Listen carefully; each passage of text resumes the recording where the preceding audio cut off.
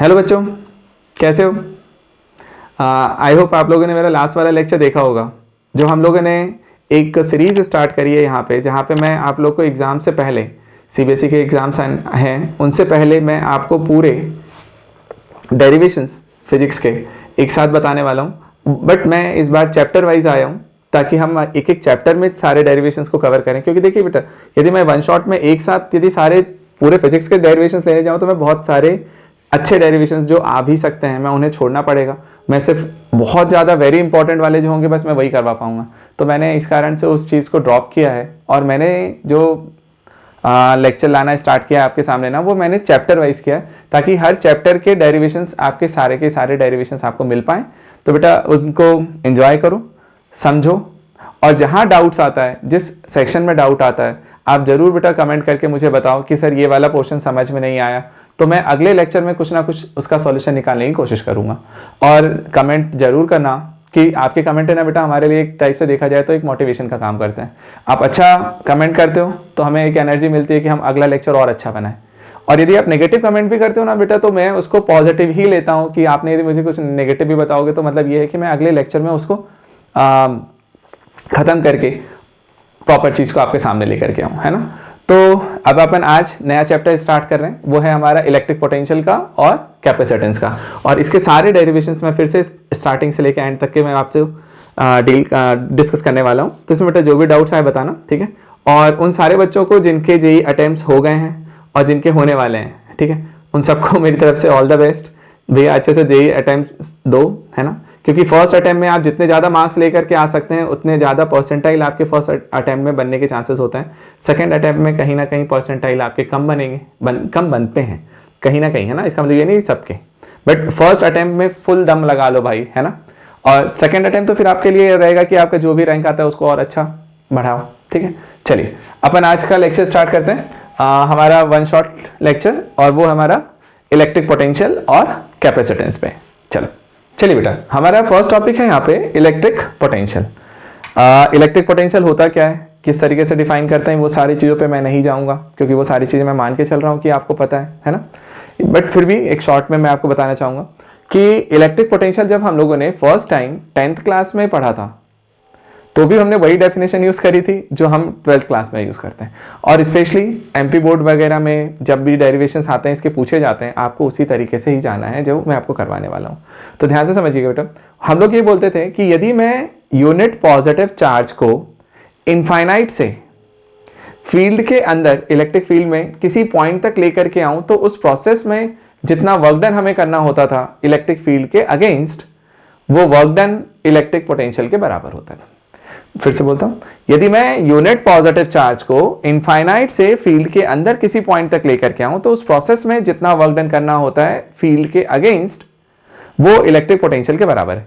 यदि याद हो तो आपने इलेक्ट्रिक पोटेंशियल का फॉर्मूला पढ़ा है सर, V इक्वल टू होता था वर्क डन अपॉन चार्ज, याद करना, ठीक है। तो इलेक्ट्रिक पोटेंशियल को हम V से डिनोट करते थे, तो V equals to work done upon charge, और वर्क डन अपॉन चार्ज है तो सपोज करो बेटा इसमें यदि मैं Q को स्टैंडर्ड ले लूँ 1 कूलम, यदि हम Q की वैल्यू क्या पुट कर लें बेटा 1 कूलम, तो यदि मैं Q को 1 कूलम करता हूँ तो उस कंडीशन में बताओ, यदि यहाँ 1 लिखा जाए तो सर मैं बोल रहा हूँ कि V equals to W, V equals to W।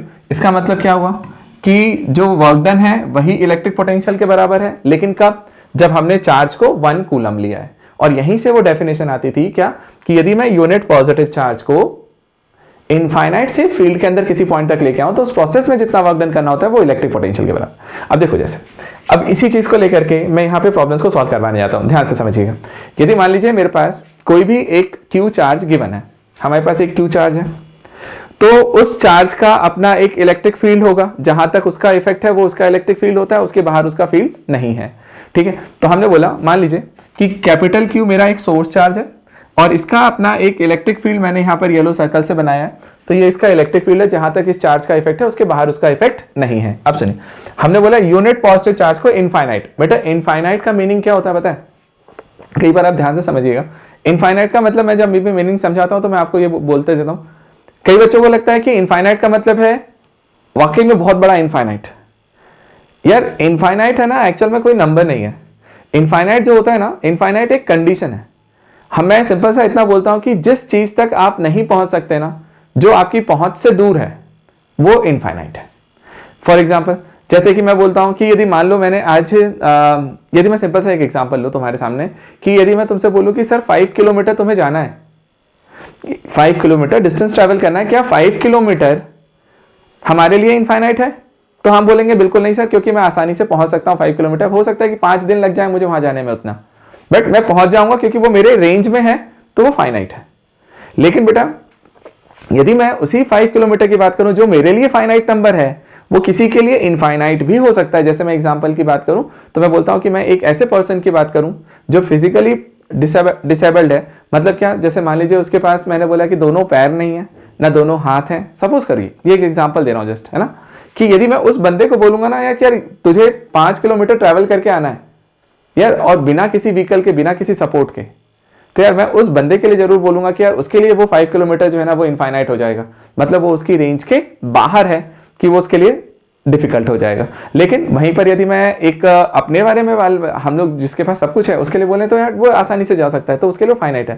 तो आप ऐसा समझ के रखें कि इनफाइनाइट का मतलब होता है वो जो हमारी रेंज के बाहर है।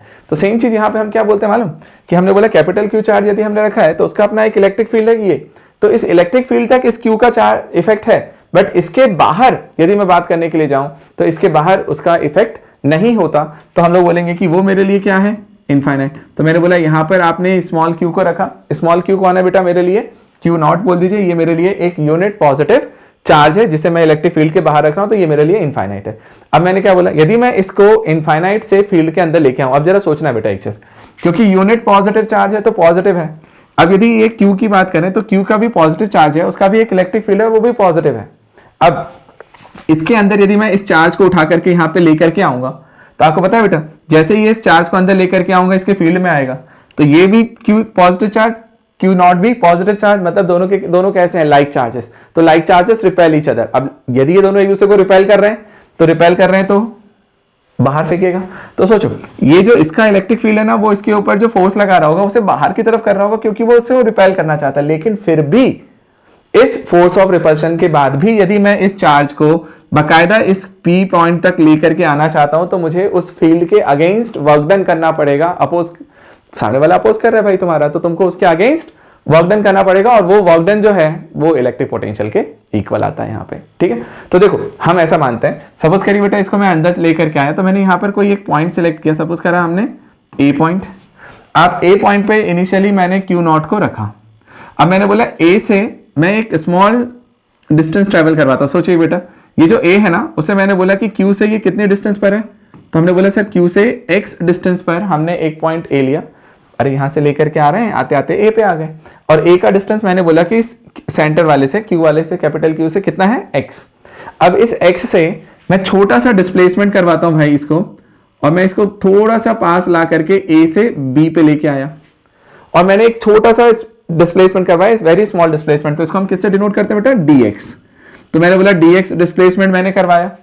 अब यदि बेटा a से b तक स्मॉल डिस्प्लेसमेंट dx करवाया है, तो मुझे कुछ ना कुछ वर्क डन करना पड़ा होगा, और ये वर्क डन किधर होगा, सोचना इस वाले फील्ड के अगेंस्ट। सोचो एक चीज ध्यान देना, ये क्यू नॉट है, ये पॉजिटिव है, ये वाला जब इसके क्लोज जा रहा होगा तो बेटा ये वाला तो उसको रिपेल करेगा ना, ये इसको जब रिपेल करेगा तो उसके अगेंस्ट एक फोर्स लगा रहा होगा इस डायरेक्शन में F, और ये F फोर्स उसके अगेंस्ट लग रहा है इलेक्ट्रिक फोर्स इसका वाला, और ये इलेक्ट्रिक फोर्स अगेंस्ट लग रहा है, और उसके अपोजिट डायरेक्शन में मुझे उसको B तक लेकर के आना है। तो फोर्स के अपोजिट डायरेक्शन में डिस्प्लेसमेंट हो रहा है, तो मुझे ये छोटा सा वर्क डन मुझे कैलकुलेट करना है, और इसको बाकायदा प्रॉपर इंटीग्रेट करूंगा, और मैं पूरा फॉर्मूला निकाल करके लेके आऊंगा। तो देखो बेटा ध्यान से क्या निकालते हैं हम लोग। यदि मैं इसको डिफाइन करने जाऊं तो मैं इसको ऐसा बोलता हूं कि देखो अपन dw को डिफाइन करते थे, small work done dw, w equal to क्या होता है, f डॉट एस, या फोर्स और डिस्प्लेसमेंट का डॉट प्रोडक्ट।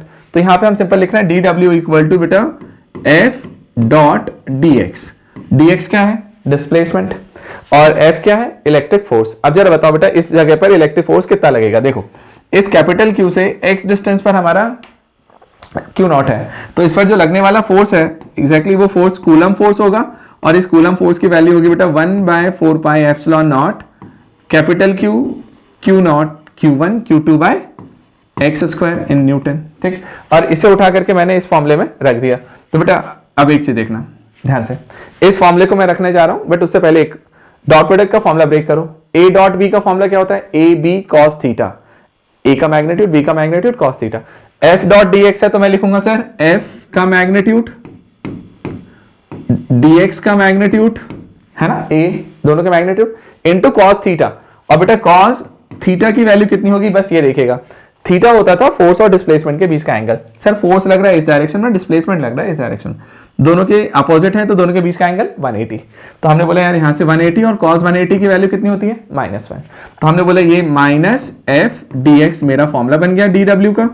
और बेटा इसमें जरा वैल्यू रखिए, तो माइनस एफ की जगह पे हम यदि फॉर्मूला रखने जाए तो 1/4 epsilon naught capital Q Q naught by X square D X, और ये हो गया डी डब्ल्यू के इक्वल। ठीक है, अब देखो D W means small work done. अब स्मॉल से यदि आपको टोटल वर्क डन निकालना है तो क्या करना पड़ेगा? इंटीग्रेट करो और आंसर आ जाएगा।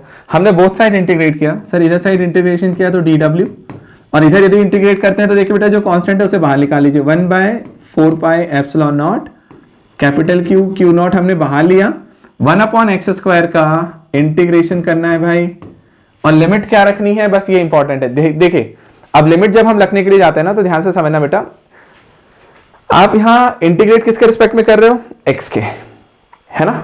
और हम लिमिट रखते हैं लोअर लिमिट और एक रखते हैं अपर लिमिट। लोअर लिमिट कौन सी होती है? जहां से हम इंटीग्रेशन को स्टार्ट करते हैं, और अपर लिमिट होती है जहां पर हम एंड करते हैं। मतलब देखा जाए तो लोअर लिमिट हमेशा इनिशियल पॉइंट डिसाइड करेगा और अपर लिमिट फाइनल पॉइंट। तो जरा सोचो x क्या था? x था कैपिटल Q से उस Q नॉट का डिस्टेंस।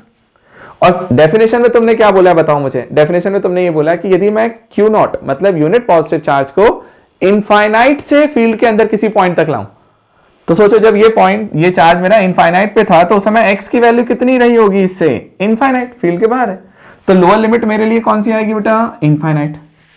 अपर लिमिट क्या जाएगी मुझे बताओ? यहां x था और यहां से लेकर के मैं p पॉइंट तक लेके आया हूं, और p का डिस्टेंस कितना है बेटा? कैपिटल Q से स्मॉल r, तो मैंने बोला स्मॉल r तक। ठीक, और सोचो जब हमारा चार्ज इनफाइनाइट पे था तो वर्क डन कितना करना पड़ा था? सब जब वो फील्ड के बाहर था तो उस पर कोई वर्क डन नहीं था। क्यों? क्योंकि फोर्स लग ही नहीं रहा था, तो उस समय वर्क डन 0। तो लोअर लिमिट के करस्पॉन्डिंग जो वर्क डन आ रहा है वो 0, और अपर लिमिट r पर जो वर्क डन है वो वर्क डन वो है जो मुझे कैलकुलेट करना है, तो इसे W लिख दीजिए, कैपिटल W, कि हमारा टोटल वर्क डन आ गया। क्लियर है? अब सुनो, ये हमने कैलकुलेट कर लिया, ये हमारा फॉर्मूला। अब इसको हम यदि आगे बढ़ाएं तो इंटीग्रेशन ऑफ डी डब्ल्यू तो W हो जाना है भाई, सीधा सीधा मैं लिखूंगा, है ना। तो इसे हमने लिखा W इक्वल्स टू, अब -1/4 एप्सिलॉन नॉट को बाहर निकालो, capital Q Q naught, integration में एक बार लिख देता हूं x की power -2 dx from infinity to r। बेटा x की पावर -2 मतलब कौन सा वाला फॉर्मूला लगेगा इंटीग्रेशन का? याद है, x to the power m dx का, x to the power m+1 upon में m+1, मतलब जो भी पावर है उसे +1 करो ऊपर भी और नीचे भी डिवाइड कर दो। तो मैं डायरेक्ट लिख रहा हूं बेटा, यहां से क्या आएगा? -1/4 epsilon naught capital Q Q naught, और इसका इंटीग्रेशन आएगा बेटा x की पावर -2 + 1 तो -1/x, और ये लिमिट हो गई और इनफाइनाइट टू r। बेटा माइनस को तो आप बाहर निकाल लीजिए, माइनस माइनस प्लस हो जाना है, और यहां से 1/4 epsilon naught capital Q Q not, upper limit minus lower limit, तो बेटा r अपर लिमिट रखेंगे तो वहां से x की प्लेस पे 1/r -1/इनफाइनाइट। और जरा बताओ ये क्या निकल के आया? Work done equals to 1/4 epsilon naught capital Q Q naught और 1/r, तो 1/इंफिनिटी की वैल्यू 0 होती है तो 1/r ओनली आएगा। और बेटा ये Q नॉट को डिवाइड कर दो, तो W/Q naught equals to 1/4 epsilon naught capital Q/r। ठीक, और बेटा एक चीज देखिए, अभी हमने फॉर्मूला क्या डिफाइन किया था? वर्क डन अपॉन चार्ज, और वर्क डन अपॉन चार्ज जो होता है ना, यदि मैं Q नॉट से डिफाइन कर रहा हूं तो Q नॉट लिख दीजिए। तो W/Q नॉट को हम क्या बोलते हैं? Electric potential. तो बेटा ये मेरे लिए पोटेंशियल का फॉर्मूला निकल के आता है, V equals to 1/4 epsilon naught capital Q/r in volt, R in volt. और ये मेरा फर्स्ट फॉर्मूला निकल के आता है। बेटा सबसे बोलूंगा इंपॉर्टेंट है, अब डबल से रिपीट करूं, समझाने के लिए कोई सेंस नहीं है, आप वीडियो को डबल से देख सकते हो। ठीक है, तो इसे जरूर देख लेना, इंपॉर्टेंट डेरिवेशन है, पूछा जाता है खास करके एमपी बोर्ड्स में। ठीक है, और जी देखो सीबीएसई वाला सब पूछता है ना, बट सीबीएसई वाले क्या करते हैं? क्वेश्चंस को थोड़ा ट्रिकी करके पूछते हैं, और एमपी बोर्ड वाले क्या होते हैं? वो सीधे सीधे पूछते हैं भाई डेरिवेशन बता।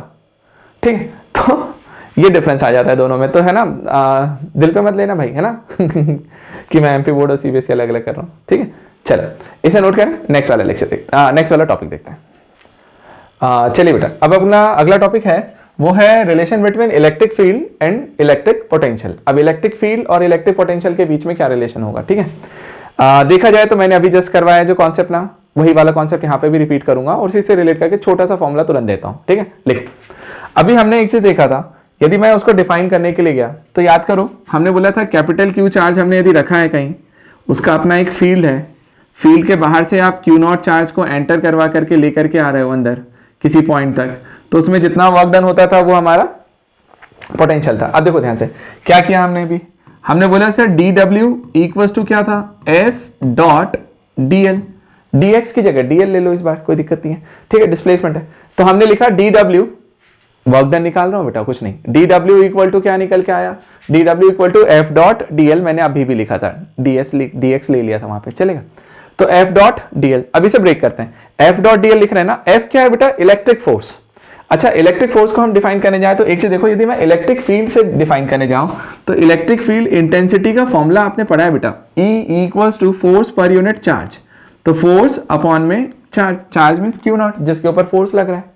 तो यदि यहां से मैं F की वैल्यू निकालने जाऊं तो बेटा F इक्वल्स टू क्या निकल के आएगा, Q naught E, F equals to Q naught E, ये मेरा फॉर्मूला आया। अभी देखो यदि मैं यहां से DW की बात करें तो हम क्या लिखेंगे बताओ, DW इक्वल्स टू F के को यदि मैं इस फॉर्मूले से ब्रेक कर दूं तो F को यदि मैं यहां से लिखूंगा तो क्यू नॉट E, चलेगा, Q naught E dot DL, चलेगा। और क्योंकि ये स्केलर प्रोडक्ट है, ये क्यू नॉट एक कांस्टेंट है, तो कोई फर्क नहीं पड़ता भाई, उसको क्यू नॉट को मैं यहां डिवाइड कर सकता हूं, और यदि मैं इसे डिवाइड कर दूं तो देखो तुम्हारे पास एक फॉर्मूला निकल के आएगा, dw by Q naught equals to E dot DL।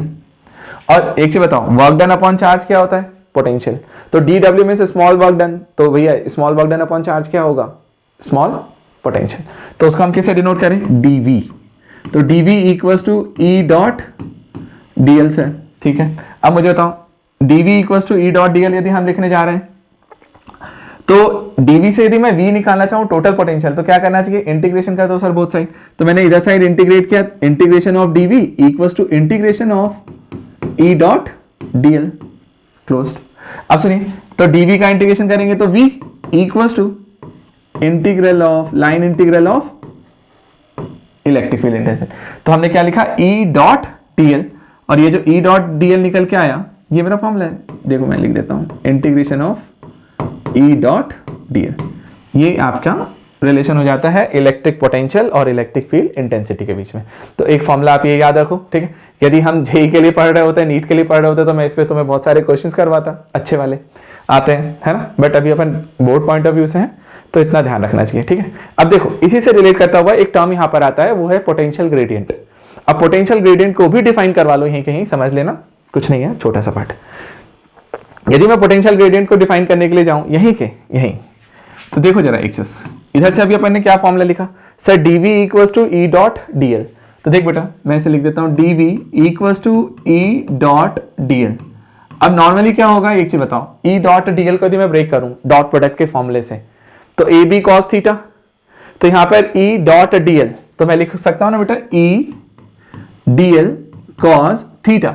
और देखो जनरली इस केस में जब हम पोटेंशियल को डिफाइन कर रहे हैं तो हमेशा DL हमारा अंदर की तरफ होगा और इलेक्ट्रिक फील्ड उसके अपोजिट होगा, क्योंकि हम फील्ड के अगेंस्ट लेके आते हैं, तो एंगल जो होता है वो 180 डिग्री है, तो cos 180 यदि आप लिख दो तो देखो बेटा यहां से आपका फॉर्मूला निकलेगा, sir dv equals to cos 180 की वैल्यू माइनस होती है तो माइनस E DL, और यहां से E को डिफाइन करेंगे तो E equals to minus dv by DL, E equals to minus dv by DL, और ये जो एक फॉर्मूला है इसे बोला जाता है बेटा यहां पर पोटेंशियल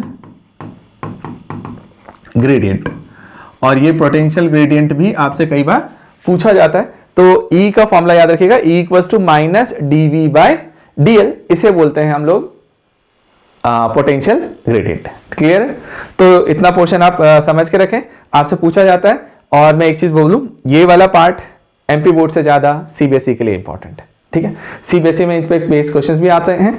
अच्छा ये क्या है पता है, यदि आपके पास पोटेंशियल का कोई इक्वेशन दे दिया जाए डायरेक्ट लेंथ के टर्म्स में, तो सिंपल डिफरेंशिएट करना, उसमें लेंथ की वैल्यू पुट करना, इलेक्ट्रिक फील्ड इंटेंसिटी आ जाएगी। और इसी का बाकायदा एक वेक्टर फॉर्म भी होता है, बट हम वहाँ पार्शियल डिफरेंशिएशन की बात करते हैं, वो चीज अभी हम उस पर नहीं जा रहे हैं। ठीक है, आप बस इतना सा ध्यान रखिए, ठीक, नोट करें। इसके बाद अब अपना जो दूसरा टॉपिक है इस वाले के बाद, इसके बाद हम लोग जा रहे हैं बेटा डायपोल मोमेंट पे। अभी अपन ने डायपोल मोमेंट लास्ट वाले लेक्चर में पढ़ा है, तो मैं उसे नहीं बताऊंगा। डायपोल मोमेंट का फॉर्मूला हमने निकाला था P = 2ql, ठीक है, तो वो फॉर्मूला है। अब हम फिर से यहां पर हम दो डेरिवेशंस देखने वाले हैं, एक एक्सियल पोजीशन के लिए और एक इक्वेटोरियल पोजीशन के लिए।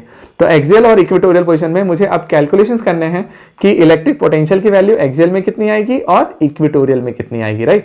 तो देखा जाए तो लास्ट वाला जो डेरिवेशन हमने किया था उसी से रिलेट करता हुआ डेरिवेशन है, ठीक है, तो आपको समझ में भी आ जाएगा। इसे नोट करें, अपन उसको देखते हैं फिर। अब देखिए बेटा, जो हमने एक्सियल पोजीशन पढ़ा था, एक्सियल पोजीशन में हम लोग क्या बोलते थे याद है, कि हमारे पास एक इलेक्ट्रिक डायपोल है।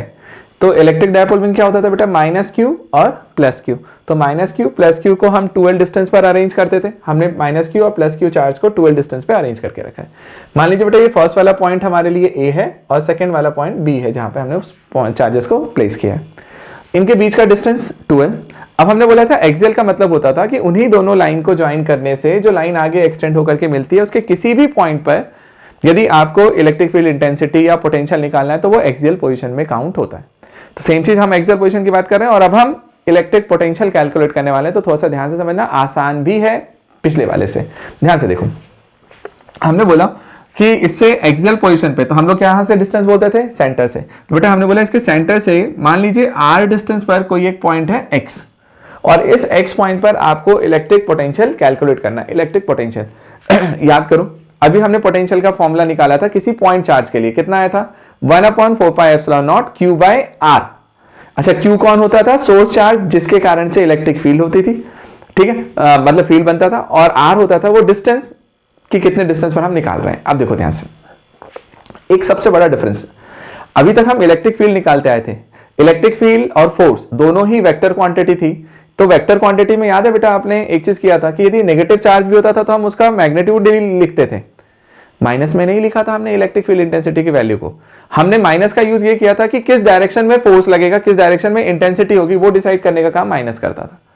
बट बेटा इलेक्ट्रिक पोटेंशियल जो है वो एक स्केलर क्वांटिटी है। स्केलर क्वांटिटी को डायरेक्शन से कोई लेना देना नहीं, मतलब यहां पे हम ऐसा बिल्कुल नहीं बोल सकते कि ये नेगेटिव वाला है तो उसके लिए पोटेंशियल अंदर लगेगा, पॉजिटिव वाला है तो उसके लिए बाहर लगेगा, नहीं। यदि वो डायरेक्शन बताने लग जाए तो फिर वो वेक्टर क्वांटिटी हो जाएगा। तो इलेक्ट्रिक पोटेंशियल एक स्केलर क्वांटिटी है, उसको डायरेक्शन से कोई लेना देना नहीं। तो बेटा जब भी कोई भी स्केलर क्वांटिटी हो और आपको यदि दो या दो से ज्यादा चीजों का इफेक्ट देखना है उसके ऊपर, तो सिंपली आप डायरेक्टली उनको ऐड कर दिया करो और ऐड करके आपका आंसर आ जाएगा। लेकिन यदि वो वेक्टर क्वांटिटी है तो बेटा आपको फिर रिजल्टेंट का फंडा देखना होता है कि दोनों किस डायरेक्शन में लग रहे हैं। एक डायरेक्शन में लगेंगे तो ऐड हो जाएंगे, अपोजिट लगेंगे तो सबट्रैक्ट हो जाएंगे, है ना। तो इस कॉन्सेप्ट का ध्यान रखना। और देखो क्योंकि ये इलेक्ट्रिक पोटेंशियल कैसा है, स्केलर है, तो डायरेक्टली ऐड होगा, कुछ भी दिक्कत नहीं है। देखो कैसे, सबसे पहली चीज हम लोग एक पॉइंट निकालें, इलेक्ट्रिक पोटेंशियल का फॉर्मूला लिखते हैं V, किसके लिए, सपोज करिए A वाले पॉइंट के लिए निकालते हैं। यार इस A के कारण से इस X पॉइंट पर कुछ ना कुछ तो इलेक्ट्रिक पोटेंशियल होगा। तो अभी है ना, आप B वाले चार्ज को भूल जाओ, सारी चीजें भूल जाओ, बस इतना ध्यान रखो कि A के कारण से आप X पर इलेक्ट्रिक पोटेंशियल निकाल रहे हो। तो फॉर्मूला क्या लिखेंगे, सर ये जो -q है ना वो मेरे लिए पॉइंट चार्ज है, सोर्स चार्ज, इसके कारण से निकालना है। तो हम फॉर्मूला लिख रहे हैं 1/4πε0, ठीक। फिर क्या आता था, q/r, q होता था सोर्स चार्ज। तो यहां पर सोर्स चार्ज कौन होगा, ये -q। तो बेटा यहां पर आप विथ साइन रखेंगे, क्यों, क्योंकि हम यहाँ पे डायरेक्शन का यूज नहीं कर रहे, तो माइनस का क्या यूज होगा, है ना। तो माइनस है तो माइनस में लिखना होगा, प्लस है तो प्लस में। तो देखो मैंने -q अपॉन में क्या होता था, r होता था उसका डिस्टेंस टोटल। तो बेटा इस x पॉइंट का -q से डिस्टेंस कितना है, ये r और ये 2l है, तो ये वाला लेंथ कितना होगा, l। तो हमने लिखा r + l, तो डिस्टेंस की वैल्यू हो जाएगी r + l इन वोल्ट्स, ठीक। तो ये हमारा VA निकल के आया। अब VB निकालिए, VB मींस B वाले पॉइंट के कारण से इलेक्ट्रिक पोटेंशियल कितना लग रहा है, B के कारण से। B में कौन है, +q charge. Formula same as it is sir, 1/4πε0 q/r। q कौन सा चार्ज होगा, ये वाला +q, अपॉन में r मींस डिस्टेंस। इन दोनों के बीच का डिस्टेंस बताओ कितना है भाई, ये टोटल r है, ये l है, तो r - l। तो हमने यहाँ पे सिंपल लिख दिया R माइनस एल, आपको मैं लास्ट में भी समझा चुका हूँ, ये भी वोल्ट्स में आ गया। अब देखो VA आ गया, VB आ गया, मैंने तुम्हें भी कॉन्सेप्ट क्या दिया भैया, स्केलर क्वांटिटी है तो कोई टेंशन ही नहीं है, सिंपली डायरेक्टली दोनों को ऐड कर दीजिए। तो हमने यहाँ पे टोटल वोल्टेज निकालना था V, तो V इक्वल्स टू मैंने लिखा VA प्लस VB प्लस, बस देखो भाई स्केलर है इसलिए डायरेक्टली ऐड करो, कुछ मत सोचो कि प्लस भी हो सकता है माइनस भी हो सकता है या रिजल्टेंट के फॉर्मूले पे जा सकता है, सोचना ही नहीं है, सिंपली डायरेक्टली ऐड करना है, कर दिया। अब देखो VA प्लस VB यदि लिखा तो VA की वैल्यू पुट करिए भैया, VA की वैल्यू है 1/4 pi epsilon not minus Q, और अपॉन में है बेटा R प्लस L, और प्लस 1/4 पाई एप्सिलॉन नॉट यहाँ होगा Q अपॉन में R माइनस L। अब देखो दोनों से आप 1/4 पाई एप्सिलॉन नॉट बाहर ले लीजिए और Q भी बाहर आ जाएगा, और अब यहाँ पे देखो बेटा ये यहाँ से क्या मिलेगा, Q और ये बाहर आ चुका है तो 1/R माइनस L, मैं इस वाले पोर्शन को पहले लिखता हूँ प्लस वाले को, ये माइनस में है तो माइनस 1/R माइनस L, ये R माइनस L था और ये R प्लस L यहाँ से आ गया, ठीक। सिंपल सा कैलकुलेशन करो यार, 1/4 पाई एप्सिलॉन नॉट Q, और यहाँ से LCM लेंगे तो R minus L R plus L, बेटा ये इधर जाएगा R plus L minus R plus L, minus R plus R का इफेक्ट कैंसिल हो गया, ये 2L हो गया, ये Q हो गया, तो मैं फॉर्मूला लिख रहा हूँ 1/4 पाई एप्सिलॉन नॉट Q और 2L है तो 2QL अपॉन में A square minus B square की आइडेंटिटी लगाओ, R square minus L square, और ये देखो बेटा 2QL का फॉर्मूला क्या होता था याद है, 2QL हमारा था P के बराबर, P मतलब इलेक्ट्रिक डायपोल मोमेंट, तो 2QL को हमने लिख दिया यहाँ से P, और P अपॉन में R square minus L square in volts, और ये जो है ये मेरा फाइनल फॉर्मूला निकल के है। तो देखो बेटा ध्यान से यहाँ पर यदि हम फॉर्मूले के बारे में बात करने जाएं तो हमारा जो मेन फॉर्मूला निकल के आता है वो क्या निकल के आ रहा है, 1/4 pi epsilon naught P by R square minus L square. अभी देखो एक चीज यहीं पर एक इफेक्ट आपने देखा था, याद हो तो हमने बोला था यदि मान लीजिए हमारे पास एक पॉइंट डायपोल है, पॉइंट डायपोल किसको बोला था sir, minus Q plus Q को यदि मैं बहुत क्लोज लेकर के आऊं तो वो एक पॉइंट जैसे दिखेंगे, तो हम लोग बोलते थे पॉइंट डायपोल के लिए सर वो जो 12 की लेंथ है वो बहुत ही स्मॉल है तो उसे नेग्लेक्ट करना है।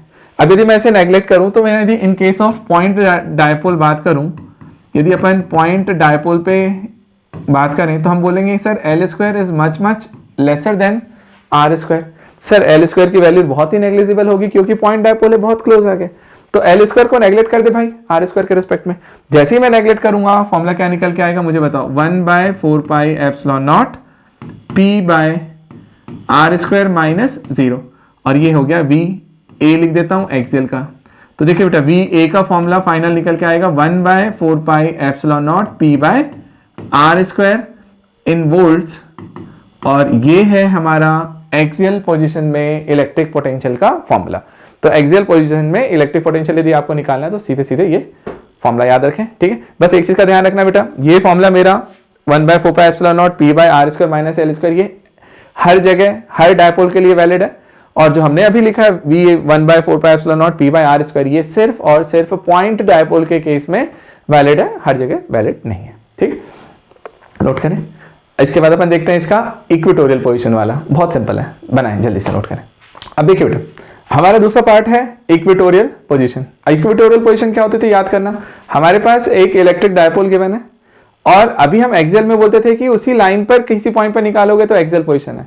इक्वेटोरियल वो होता है जब हम लोग बोलते हैं उसके परपेंडिकुलर बाइसेक्टर के किसी पॉइंट पर जाकर के यदि आप इलेक्ट्रिक फील्ड इंटेंसिटी या पोटेंशियल निकाल रहे हैं तो वो किस में काउंट होता था, इक्वेटोरियल पोजीशन वाले केस में, या फिर उसको हम ब्रॉड साइड ऑन पोजीशन भी कहते थे। तो देखो ध्यान से हमने क्या किया, हमने एक इलेक्ट्रिक डायपोल लिया माइनस Q प्लस Q, और माइनस Q को हमने बोला माइनस Q के लिए हमने कहा कि बेटा उसे हमने A पॉइंट पे रखा, इसे B पॉइंट पे। अब सोचिए जरा ध्यान से, जब हम इस तरीके से रख रहे हैं, अब हमने बोला कि इसके सेंटर से परपेंडिकुलर बाइसेक्टर जो परपेंडिकुलर भी है और बाइसेक्ट भी कर रहा है, तो ये लेंथ L ये L, इससे R डिस्टेंस पर हमारे पास एक पॉइंट है X, और इस X पॉइंट पर जाकर के आपको इलेक्ट्रिक पोटेंशियल कैलकुलेट करना है। अब देखो कुछ मत सोचो, एक एक करके इफेक्ट देखें, क्योंकि इलेक्ट्रिक पोटेंशियल स्केलर क्वांटिटी है तो जो दोनों चार्ज हैं दोनों के लिए इफेक्ट्स निकाल लो, पहले का इफेक्ट निकालो पोटेंशियल, दूसरे का पोटेंशियल, दोनों को ऐड करो, आंसर आ जाएगा। ध्यान से देखो, अपन फर्स्ट वाले के लिए निकालते हैं, ए के लिए। यार इस ए के कारण से यदि मैं एक्स पर इलेक्ट्रिक पोटेंशियल निकालूं तो मैं क्या करूंगा, इसको सिंपली इससे ज्वाइन कर देते हैं। इससे हमने ज्वाइन किया। मुझे बताओ यदि ये डिस्टेंस एल है, ये आर है, तो ये डिस्टेंस कितना आएगा, पीजीटी लगाएंगे तो under root of R square plus L square. तो देखो बेटा, यहां से हमने simply V A formula calculate किया, V A equals to 1/4 pi epsilon not Q by R. अब क्यू कौन सा चार्ज होगा, ये माइनस क्यू, इसके कारण से तो हमने लिखा माइनस क्यू अपॉन में आर। आर की वैल्यू कितनी होगी, डिस्टेंस, ये वाला डिस्टेंस, तो under root of R square plus L square in volts. ये हमारा वी ए आया। चलो अपन वी बी निकालना चाहते हैं। वी बी मतलब सर प्लस क्यू वाले चार्ज के कारण से कितना इलेक्ट्रिक पोटेंशियल आएगा। बी को ज्वाइन कर दो बेटा इससे। जैसे मैं इससे इसको ज्वाइन करूंगा, इसको ज्वाइन करा तो मेरे पास प्लस क्यू का इफेक्ट देखना है इतने डिस्टेंस पे। बताओ मुझे, ये एल है ये आर है, सर अभी भी इनके बीच का डिस्टेंस तो R square plus L square का रूट ही होगा ना, पीजीटी से लगा दो। अब इसके लिए पोटेंशियल लिखेंगे तो क्या लिखेंगे sir, 1/4 pi epsilon naught plus Q, इसका वाला अपॉन में ये वाला distance under root of R square plus L square in volts. अब जैसे ही हमने दोनों को लिख दिया, अब अपने को क्या करना है सर, नेट पोटेंशियल निकालना है। सर नेट वी यदि निकालते हो तो क्या आएगा sir, V A plus V B. भाई वी ए की वैल्यू रख दे यार, माइनस में है तो माइनस को पहले लिख देते हैं, minus 1/4 pi epsilon not Q by under root R square plus L square. और वी बी की वैल्यू यदि आप इसे रखेंगे तो बेटा 1/4 pi epsilon not Q by under root R square plus L square. ठीक है, और अब मुझे बताओ क्या हो गया इफेक्ट, हो गया आंसर कैलकुलेट। देखो कैसे, ये दोनों की वैल्यू सेम है, एक प्लस में एक माइनस में, डिफरेंस 0। तो याद रखना बेटा, V इक्विटोरियल में जब भी हम यहां पर निकालने के लिए जाते हैं तो इलेक्ट्रिक पोटेंशियल कितना आता है, 0। तो याद रखो क्या, कि यदि तुम्हें इलेक्ट्रिक डायपोल दिया जाए और उसे बोला जाए कि उसके परपेंडिकुलर बाइसेक्टर के किसी भी पॉइंट पे, है ना, मतलब उसके सेंटर से 5 सेंटीमीटर, 10 सेंटीमीटर, 20 सेंटीमीटर कहीं पर भी परपेंडिकुलर बाइसेक्टर पे लोगे, हर पॉइंट पर इलेक्ट्रिक पोटेंशियल की वैल्यू 0 है। तो कई बार होता है क्या पता है, वो एक न्यूमेरिकल प्रॉब्लम भी दे देता है और हम लोग क्या करते हैं, हम उसको फिर कैलकुलेट करने में लग जाते हैं, कुछ भी किए जाते हैं, डायरेक्ट आंसर 0 होता है। बस इतना देख लेना कि वो परपेंडिकुलर बाइसेक्टर होना चाहिए। ठीक है, नोट करिए, ये अपना दूसरा डेरिवेशन और बेटा दोनों इंपॉर्टेंट है ना, नोट कर लें। नेक्स्ट वाले पे आते हैं। देखिए बेटा, अब हमारा टॉपिक है इलेक्ट्रिक या इलेक्ट्रोस्टैटिक पोटेंशियल एनर्जी। ठीक है, अब इलेक्ट्रोस्टैटिक पोटेंशियल एनर्जी होता क्या है, हम लोग ये बोलते हैं कि यदि मान लीजिए मेरे पास एक Q1 चार्ज है, Q1 चार्ज को रखा और इसके फील्ड में, इसके इलेक्ट्रिक फील्ड में हमने सबसे पहले क्या किया, एक Q1 चार्ज को इनफाइनाइट से उठाया और उसको कहीं पे रख दिया। जहां पे भी रखोगे उसका अपना एक इलेक्ट्रिक फील्ड बनेगा और इस इलेक्ट्रिक फील्ड में यदि मैं इनफाइनाइट से किसी Q2 चार्ज को, किसी दूसरे चार्ज को उठा करके रखूं, तो इस प्रोसेस में इनफाइनाइट से इस पॉइंट तक लाने में मुझे जितना वर्क डन करना पड़ेगा, वो वर्क डन उसके अंदर इलेक्ट्रोस्टैटिक पोटेंशियल एनर्जी के फॉर्म में स्टोर हो जाता है। अब देखो, हम ये 2 पॉइंट सिस्टम के लिए बात कर रहे हैं, 2 पॉइंट चार्जेस हैं Q1 और Q2, उसके लिए हमें निकालना है।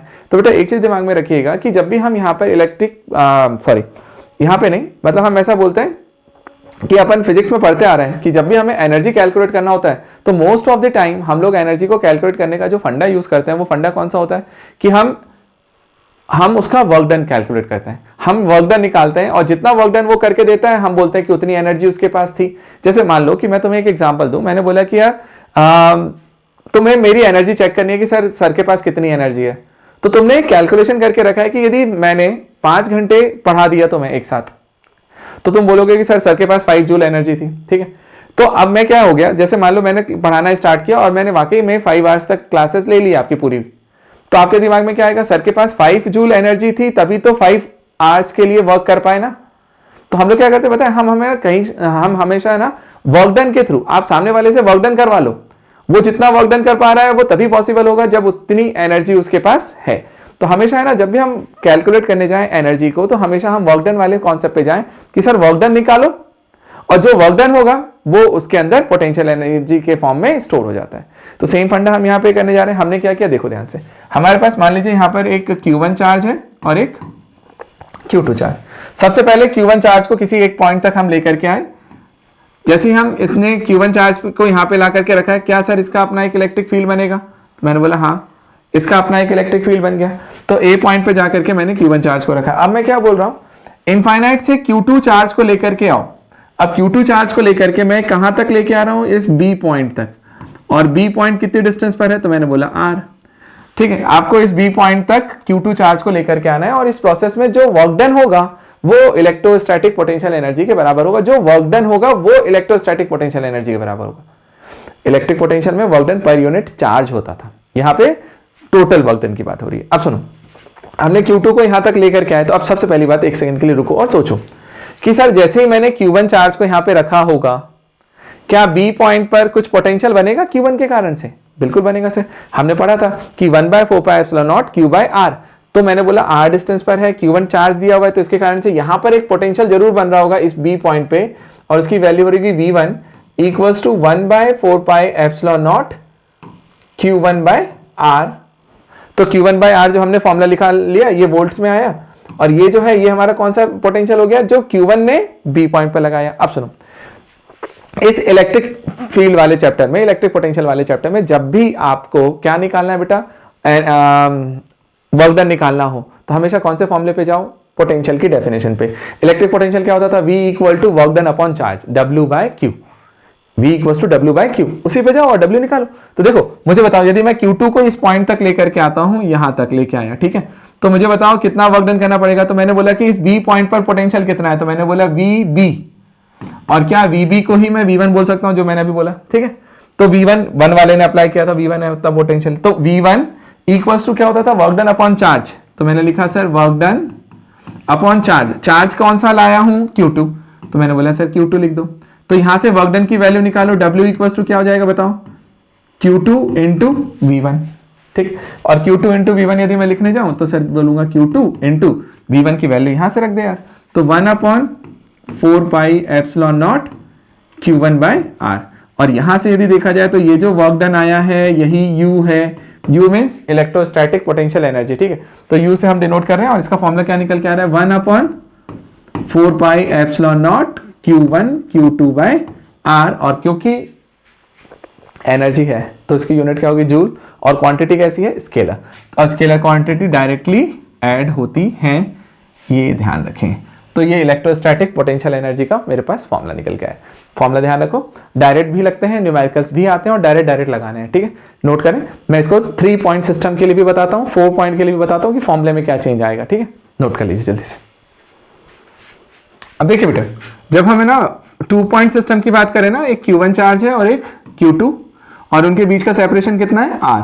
तो यदि आपको सिंपल सा सिस्टम का चार्ज निकालना है कि सिस्टम के ऊपर टोटल कितना एनर्जी आएगी, सॉरी चार्ज बोल रहा हूं, है ना, इलेक्ट्रोस्टैटिक एनर्जी, तो इस सिस्टम की एनर्जी होती है बेटा U सिस्टम इक्वल्स टू 1/4πε0। आदत डालो, सीधे दोनों चार्ज लिखने हैं, Q1 Q2 जिनके कारण से इफेक्ट आ रहा है, और अपॉन में उनके बीच का डिस्टेंस है, तो Q1 Q2/R इन जूल। ये आपका डायरेक्ट फॉर्मूला हो गया। ये हमारा किसके लिए आया, 2 पॉइंट सिस्टम। अब 3 पॉइंट सिस्टम पे आओ। यदि मान लो मेरे पास होता है एक ट्राइंगल, और ट्राइंगल की बात करता हूं मैं, बोलता है ये Q1 है, ये Q2 है, और ये Q3 है, और मान लीजिए Q1 और Q2 के बीच का डिस्टेंस R12 है, Q2 और Q3 के बीच का डिस्टेंस R23 है, और 3R31 इसके बीच का डिस्टेंस है, ठीक है। अब देखिए, जैसे ये दोनों चीजें आ गई, अब अपन से यदि बोला जाए कि भाई इस सिस्टम के लिए बताओ कि कितनी एनर्जी होगी, ठीक है, सिस्टम की एनर्जी की बात कर रहा हूं, तो देखो किसी को भी मिस नहीं करना है, हमें हर पेयर कवर करना है। तो यदि मैं यहां से U सिस्टम की बात करूं ना, तो देखो बेटा क्या आएगा बताओ, आप एनर्जी निकालोगे किसके बीच में, हर चार्ज के बीच में। तो पहली एनर्जी लगेगी किसके बीच की बताओ, 1 और 2 वाले, अरे Q1 और Q2 के, अरे ये देखा करो यार, 2 चार्ज है ना, बस यही सिस्टम लगाना है, कितनी जगह लगा सकता हूं ये देख लो बस। तो सर एक पहला 1 और 2 के बीच में लगेगा, 1 और 2 के बीच में लिखा, तो मैंने U12 लिखा कि 1 और 2 के बीच का एक इलेक्ट्रोस्टैटिक पोटेंशियल एनर्जी। दूसरा 2 और 3 के बीच में लग सकता है, तो U23 हमने लगाया, और एक तीसरा 3 और 1 के बीच में लग सकता है, तो हमने लिखा U31। तो आपके पास टोटल 3 ही पेयर्स बन सकते हैं ना, 1 2 का, 2 3 का, और 3 1 का। तो इतने में मेरा काम हो गया। अब मुझे इसका फॉर्मूला लिखना है, बताओ क्या लिखना चाहिए बताओ। तो हम लिखते हैं, एक चीज बताओ, 1/4πε0। सर 1 और 2 के बीच में लगेगा तो क्या लिखेंगे, Q1 Q2 बाय उनके बीच का डिस्टेंस। तो हमने लिखा Q1 Q2 बाय R12। और क्योंकि ये एनर्जी है, और एनर्जी कैसी है, स्केलर क्वांटिटी, तो स्केलर क्वांटिटी डायरेक्टली ऐड होती है। प्लस अपन ने दूसरा लिखा 1/4 पाई एप्सिलॉन नॉट 2 और 3 के बीच में, तो Q2 Q3 बाय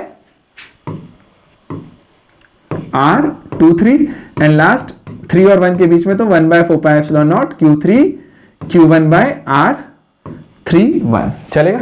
और बेटा यदि आप फॉर्मूला लिखना चाहते हैं अच्छे से, तो सबसे बेस्ट तरीका ये कि आप जो कॉमन ले सकते हैं ले लीजिए, 1/4 pi epsilon not Q1 Q2 बाहर, इन ब्रैकेट आपको मिलेगा 1/R12 plus 1/R23 plus 1/R31, और ये आपका पूरा फॉर्मूला निकल के आएगा सिस्टम का। चलेगा। अभी हमारे किस सिस्टम के लिए था, जब हम 3 की बात करते हैं, राइट। इसी तरीके से यदि आप 4 सिस्टम वाला बात करें, मतलब मान लीजिए मेरे पास एक स्क्वायर दे दिया जाए और स्क्वायर का सिस्टम के लिए निकलवाए, तो देख मैं सिंपल बता रहा हूं, लिखूंगा नहीं, ठीक है। आप ऐसा सोचिए, ये 1 वाला है Q1 Q2 Q3 and Q4, और हमने बोला डिस्टेंस भी होगा सबके बीच में, R1 ले लीजिए, R2 ले लीजिए, R3 ले लीजिए और R4 ले लीजिए, कुछ भी लिख दो, कोई दिक्कत नहीं। एक से सुनो, मैं सिंपल डायरेक्ट बता रहा हूं इसलिए मैंने कुछ भी लिखा। अब यदि इस सिस्टम के लिए यदि तुमसे बोले ना कि यार सर इस सिस्टम के लिए बताओ कि इस सिस्टम की एनर्जी कितनी होगी, इधर ब्रैकेट में लिख रहा हूं मैं, तो ध्यान देना बेटा कि इसके लिए कौन कौन से पार्ट ऐड होंगे, बताओ। सबसे पहला पार्ट, हर पेयर अपन को देखना है 2-2 चार्जेस का। तो पहला तो सर 1 और 2 के बीच में हो रहा होगा कुछ, है ना, तो 1 और 2 के बीच में हमने लिखा, तो हमने बोला U12, 1 और Q1 और Q2 के बीच का चार्ज, मतलब एनर्जी। दूसरा Q2 और Q3 के बीच में, तो सर U23। तीसरा Q3 और Q4 के बीच में U34। चौथा आपका 4 और 1 के बीच में, तो U41। प्लस बेटा एक चीज और याद रखिएगा, बच्चे यहाँ पे मिस कर जाते हैं, क्या, ये सारे तो मैंने बना दिए, अब डायगोनल पे भी तो बनेगा ना सर, एक 1 और 3 का भी एक पेयर बनेगा, तो Q1 Q3 का पेयर बनेगा, तो आपको ये लिखना पड़ेगा U13, और जब आप U13 लिखेंगे तो उसके लिए आपको ये डिस्टेंस निकालना पड़ेगा, और यदि वो स्क्वायर है a लेंथ का, तो ये a है, ये भी a है, ये भी a है, तो a स्क्वायर पीजीटी लगा के √2a आ जाएगा, तो जो भी आए आप उस हिसाब से कैलकुलेट करिएगा, ठीक है। तो अपन ने एक 13 के लिए निकाला, और दूसरा एक पेयर कौन सा बनेगा बेटा, 2 और 4 का, तो प्लस U24, इन सारी एनर्जीज को डायरेक्टली ऐड कर देना, और इसमें फॉर्मूले कौन से लगेंगे, यही वाले, आप सिंपल निकालोगे आपका आंसर आ जाएगा, ठीक है। तो ये हमारा पूरा कॉन्सेप्ट था किस चीज का बेटा, इलेक्ट्रोस्टैटिक पोटेंशियल एनर्जी का। इतना समझ के रखिए, डेरिवेशन भी पूछते हैं, न्यूमेरिकल भी पूछते हैं, है ना। चलिए अब अपन नेक्स्ट टॉपिक पे, अब देखिए बेटा, अब हमारा अगला टॉपिक है कैपेसिटेंस ऑफ अ कंडक्टर। अब कैपेसिटेंस ऑफ अ कंडक्टर क्या होता है, ध्यान से समझना, शॉर्ट में समझेंगे। बेटा कैपेसिटेंस मतलब कैपेसिटी से रिलेट करता है कहीं ना कहीं टर्म, और हम बोलते हैं ना यार किसकी कैपेसिटी इतनी है, कैपेसिटी मतलब क्या हो जाता है, क्या मतलब ये इतना काम कर सकता है, तो हम लोग ऐसी चीज बोलते हैं, जैसे हम कैपेसिटेंस ऑफ अ कंडक्टर के बारे में बात करने के लिए जा रहे हैं, तो यहाँ हम चार्ज से रिलेट करके बात करते हैं। तो हमारा ये कहना होता है कि यदि मैं कैपेसिटेंस ऑफ अ कंडक्टर बोल रहा हूँ, तो मैं बोलता हूँ कि किसी भी कंडक्टर में वो कितना चार्ज स्टोर कर सकता है, जितना चार्ज स्टोर कर सकता है वो उसके कैपेसिटी पर डिपेंड करेगा, मतलब वो उसके कैपेसिटेंस पर डिपेंड करेगा। मतलब यहाँ पर कैपेसिटेंस का जो मीनिंग है वो किस सेंस में है कि कोई भी कंडक्टर कितना चार्ज अपने अंदर स्टोर कर सकता है, उसको डिसाइड करने वाला एक फैक्टर है, जो है उसको हम क्या बोल रहे हैं, कैपेसिटेंस ऑफ अ कंडक्टर। अब जब हम कैपेसिटेंस ऑफ अ कंडक्टर के बारे में बात करते हैं, तो बेटा यहाँ पर हम जब इसको समझाने के लिए जाए, मैंने बाकायदा एक डेफिनेशन यहाँ पे लिखी हुई है, मैं आपको उसको एक्सप्लेन भी कर देता हूँ। लेकिन एक चीज समझें कि जब हम उसको समझने के लिए जा रहे हैं, तो हम लोग को एक चीज पता होना चाहिए कि जैसे अपन लोगों ने ओम्स लॉ पढ़ा था, मतलब 10th क्लास में हमने पढ़ के रखा है, आप वहां पे बोलते थे, जैसे ओम्स लॉ में हम लोग क्या बोलते थे, potential difference is directly proportional to current. अब potential difference is directly proportional to current हम लोगों ने करंट वाले चैप्टर में बोल के रखा है। यहाँ जो चैप्टर है ना, इस वाले पार्ट में जब हम यहाँ बात करने के लिए जाते हैं, तो देखा जाए तो एक टाइप से मैं बोल सकता हूँ कि सिमिलर है किस चीज के, ओम्स लॉ के। जैसा ओम्स लॉ हमने करंट में पढ़ा है, वैसा ही हम यहाँ कैपेसिटेंस में देख रहे हैं, और वो हमें यहाँ पर रिलेट कर जाएगा। हम यहाँ पर क्या बोलते हैं कि किसी भी कंडक्टर के बारे में, कि उसके ऊपर यदि आप उसके पोटेंशियल को बढ़ाना चाहते हो, तो किसी कंडक्टर का पोटेंशियल कब बढ़ेगा, जब मैं उसे चार्ज दूंगा, और वो चार्ज जो हम उसको दे रहे हैं, तो हम कितना चार्ज वो अपने अंदर स्टोर कर सकता है, वो किस पर डिपेंड कर रहा होगा, कहीं ना कहीं कैपेसिटेंस पे। तो यहाँ पे बेटा हम सिंपल सा एक इक्वेशन यूज करते हैं, देखिएगा क्या बोलते थे, आपको सबको पता भी है क्या, कि सर जो चार्ज है, charge is directly proportional to potential difference. तो बेटा यहाँ पर हम यदि चार्ज के बारे में बात कर रहे हैं, तो हम क्या बोलेंगे, charge is directly proportional to potential difference. मतलब जितना ज्यादा पोटेंशियल डिफरेंस आप अप्लाई करेंगे, उतना ज़्यादा चार्ज वो स्टोर कर पाएगा। तो हम लोग यहाँ पे ये बोल रहे हैं sir Q is directly proportional to V potential difference, और प्रोपोर्शनलिटी का साइन यदि आप यहाँ से हटाते हैं तो एक कांस्टेंट को लेके आएंगे, और वो कांस्टेंट है हमारे लिए CV। अच्छा देखो बेटा, जैसे यहाँ पे हमने Q प्रोपोर्शनल टू V बोला, वैसे हम ओम्स लॉ में बोलते थे V प्रोपोर्शनल टू I, तो कहीं ना कहीं सिमिलर टर्म्स हैं। अच्छा, जितना इंपॉर्टेंट हमारा V इक्वल टू RI होता था ओम्स लॉ वाला, उतना ही इंपॉर्टेंट हमारे लिए पूरे कैपेसिटेंस में Q इक्वल टू CV है। तो Q इक्वल टू CV आप इक्वेशन याद रखिए, Q इक्वल टू CV, जब भी आपको कैपेसिटेंस निकालना है आप इस फॉर्मूले पे जाओ, आपका काम हो जाएगा। तो देखो कैपेसिटेंस के लिए हम जब डिफाइन करने जा रहे हैं तो यहाँ Q इक्वल टू CV आया, C क्या था, एक कांस्टेंट। ये जो कांस्टेंट है, इस C कांस्टेंट को मैं यहाँ पे बोलता हूँ बेटा capacitance of a conductor, capacitance of a conductor. तो ये हमारा क्या हो जाता है, कैपेसिटेंस। आपको जब भी कैपेसिटेंस की वैल्यू निकालनी है बेटा, इसी इक्वेशन से निकालिए, C equals to Q by V। Q क्या है, चार्ज गिवन बोल सकते हैं, और अपॉन में V जो है वो हमारे लिए है पोटेंशियल डिफरेंस। ठीक है, अब सुनिए ध्यान से। तो Q equal C equals to Q by V। तो बेटा ये फॉर्मूला आप हमेशा यूज करना, किस चीज के लिए, कैपेसिटेंस की वैल्यू को कैलकुलेट करने के लिए। अब देखो, यदि मैं इसके यूनिट के बारे में बात करने जाऊं तो कैपेसिटेंस की यूनिट क्या होगी, तो देखिए बेटा, चार्ज अपॉन वोल्टेज है। चार्ज की यूनिट कूलम, वोल्टेज की यूनिट पर वोल्ट, मतलब वोल्ट। तो हम लोग यहां से बोल रहे हैं कूलम पर वोल्ट, और जो कूलम पर वोल्ट होता है, कूलम पर वोल्ट, उसे हम लोग यहाँ पे एक नया नाम देते हैं बेटा, वो है हमारा फैरेड। तो हमने इसको बोला ये पूरा मेरे लिए 1 फैरेड है। तो 1 फैरेड मेरा यूनिट हो जाता है किस चीज का, कैपेसिटेंस का। तो कैपेसिटेंस की यूनिट क्या होगी, फैरेड। अच्छा, फैरेड जो है बेटा वो एक न्यूमेरिकली देखा जाए ना तो एक बड़ी वैल्यू होती है। मतलब हम लोग जो डिजिटल मतलब हम जो सर्किट्स बनाते हैं, इलेक्ट्रिकल सर्किट्स वगैरह, उसमें हमें 1 फैरेड वगैरह की जरूरत नहीं पड़ती है। इसीलिए ज्यादातर जो कैपेसिटेंस की वैल्यू होती है वो माइक्रो फैरेड्स में चलती है, 10 टू द पावर -6। तो कहीं पर भी यदि लिखा हुआ है 2 माइक्रो फैरेड, है ना, म्यू एफ, तो बेटा इसका मीनिंग समझ जाएगा 2 into 10 to the power -6 farad. ठीक है, तो आप ये नोटेशन ध्यान रखो, इसका यूनिट होता है। अच्छा सुन, अब यदि मैं कहीं पर भी किसी भी टर्म को डिफाइन करता हूँ, सी को डिफाइन करना चाहता हूँ, तो कैसे करते थे, याद है बेटा आपने पास, यदि कोई फॉर्मूला होता है ना तो हम लोग क्या कहते हैं, उसमें बाकी सब चीज को 1 करो और एक के साथ रिलेशन देख करके बता दो यार। सेम फंडा यहाँ पे हम अप्लाई कर रहे हैं। हमने बोला C equals to Q by V। अब सोचिए, इस फॉर्मूले को मैं आगे कंटिन्यू करता हूँ। तो मैंने बोला if V equals to 1 volt, यदि V की वैल्यू को हम 1 वोल्ट बोले तो उस कंडीशन में सर C इक्वल्स टू क्या निकल के आएगा, C equals to Q by 1, और 1 की वैल्यू तो 1 ही है, तो C इक्वल्स टू Q। अब सोचिए, जो कैपेसिटेंस है सर उसकी वैल्यू किसके इक्वल हो गई, इस चार्ज के।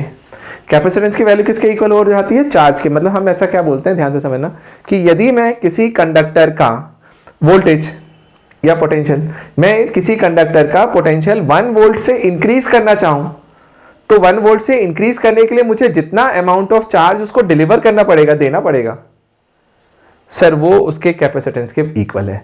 फिर से समझना, हमने बोला C इक्वल टू Q है, मतलब जो कैपेसिटेंस है वो चार्ज के बराबर है, लेकिन कब, जब मैंने वोल्टेज को 1 वोल्ट किया। तो हम ऐसा बोल रहे हैं कि यदि मैं किसी कंडक्टर का पोटेंशियल 1 वोल्ट से इंक्रीज करना चाहूं तो उसके लिए जितना अमाउंट ऑफ चार्ज मुझे उसे देना पड़ेगा, वो अमाउंट ऑफ चार्ज के बराबर कौन आता है, कैपेसिटेंस। और देखो इसी चीज को डेफिनेशन में लिखा भी हुआ है कि capacitance of a conductor is numerically equal to the charge required to raise the potential of a conductor by unity. मतलब किसी भी कंडक्टर के पोटेंशियल को 1 यूनिट से बढ़ाने के लिए आपको जितना अमाउंट ऑफ चार्ज उसको डिलीवर करना है वो उसका कैपेसिटेंस। क्लियर है। तो बेटा एक चीज का फॉर्मूला बिल्कुल दिमाग में रखिए, यूनिट ध्यान रखिए, और सबसे बड़ी चीज, जब भी कैपेसिटेंस निकालना है sir Q equal to CV पे जाना है और C equal to Q by V आप लगाएंगे, आपका आंसर आ जाए। क्लियर है, नोट करिए। नेक्स्ट टॉपिक देखिए बेटा, अब एक हमारे पास आता है यहाँ पे कैपेसिटेंस में बात करते हैं, तो हमारा है पैरेलल प्लेट कैपेसिटर। अब पैरेलल प्लेट कैपेसिटर क्या होता है, जब हम बात करने जाएं कि पैरेलल प्लेट कैपेसिटर बनता कैसे है, तो ध्यान से देखना बेटा, मैं थोड़ा सा बिल्कुल शॉर्ट में बताऊंगा यार। देखो मैं है ना प्रिंसिपल पे नहीं जा सकता ज़्यादा, क्योंकि जाऊंगा तो मेरा लेक्चर बहुत लंबा चला जाएगा, है ना, और जो तुम चाहते नहीं हो। तुम्हें तो ये भी लेक्चर लंबा लग रहा हो, क्यों भाई, है ना। चले देखें ध्यान से, सोचिए, हम लोग बोले पैरेलल प्लेट कैपेसिटर, तो मैंने बोला मेरे पास एक प्लेट है, हमने एक प्लेट लिया। बेटा ये प्लेट कैसा हो सकता है, तो मैंने बोला कि सर ये प्लेट कभी रेक्टेंगुलर हो सकता है, कभी आप चाहें तो उसको सर्कुलर कर सकते हैं, और चाहें तो आप उसको स्क्वायर ले लीजिए, जैसा भी लेना है आपका, ये आपके ऊपर डिपेंड करता है। मतलब कई लोगों को लगता है कि प्लेट जो होती है ना वो सीधी सीधी होती है, नहीं भाई, वो सर्कुलर भी हो सकती है। तो मैंने बोला एक फर्स्ट प्लेट हमने लगा, इस प्लेट का अपना एक सरफेस एरिया होगा जिस एरिया को मैं ए से डिनोट करता हूँ।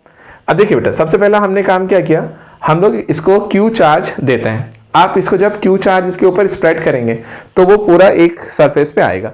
तो हमने इसको क्यू चार्ज दिया और ये पूरा चार्ज यहाँ पर plus plus plus plus plus uniformly distribute हो गया इस प्लेट के ऊपर, ठीक है।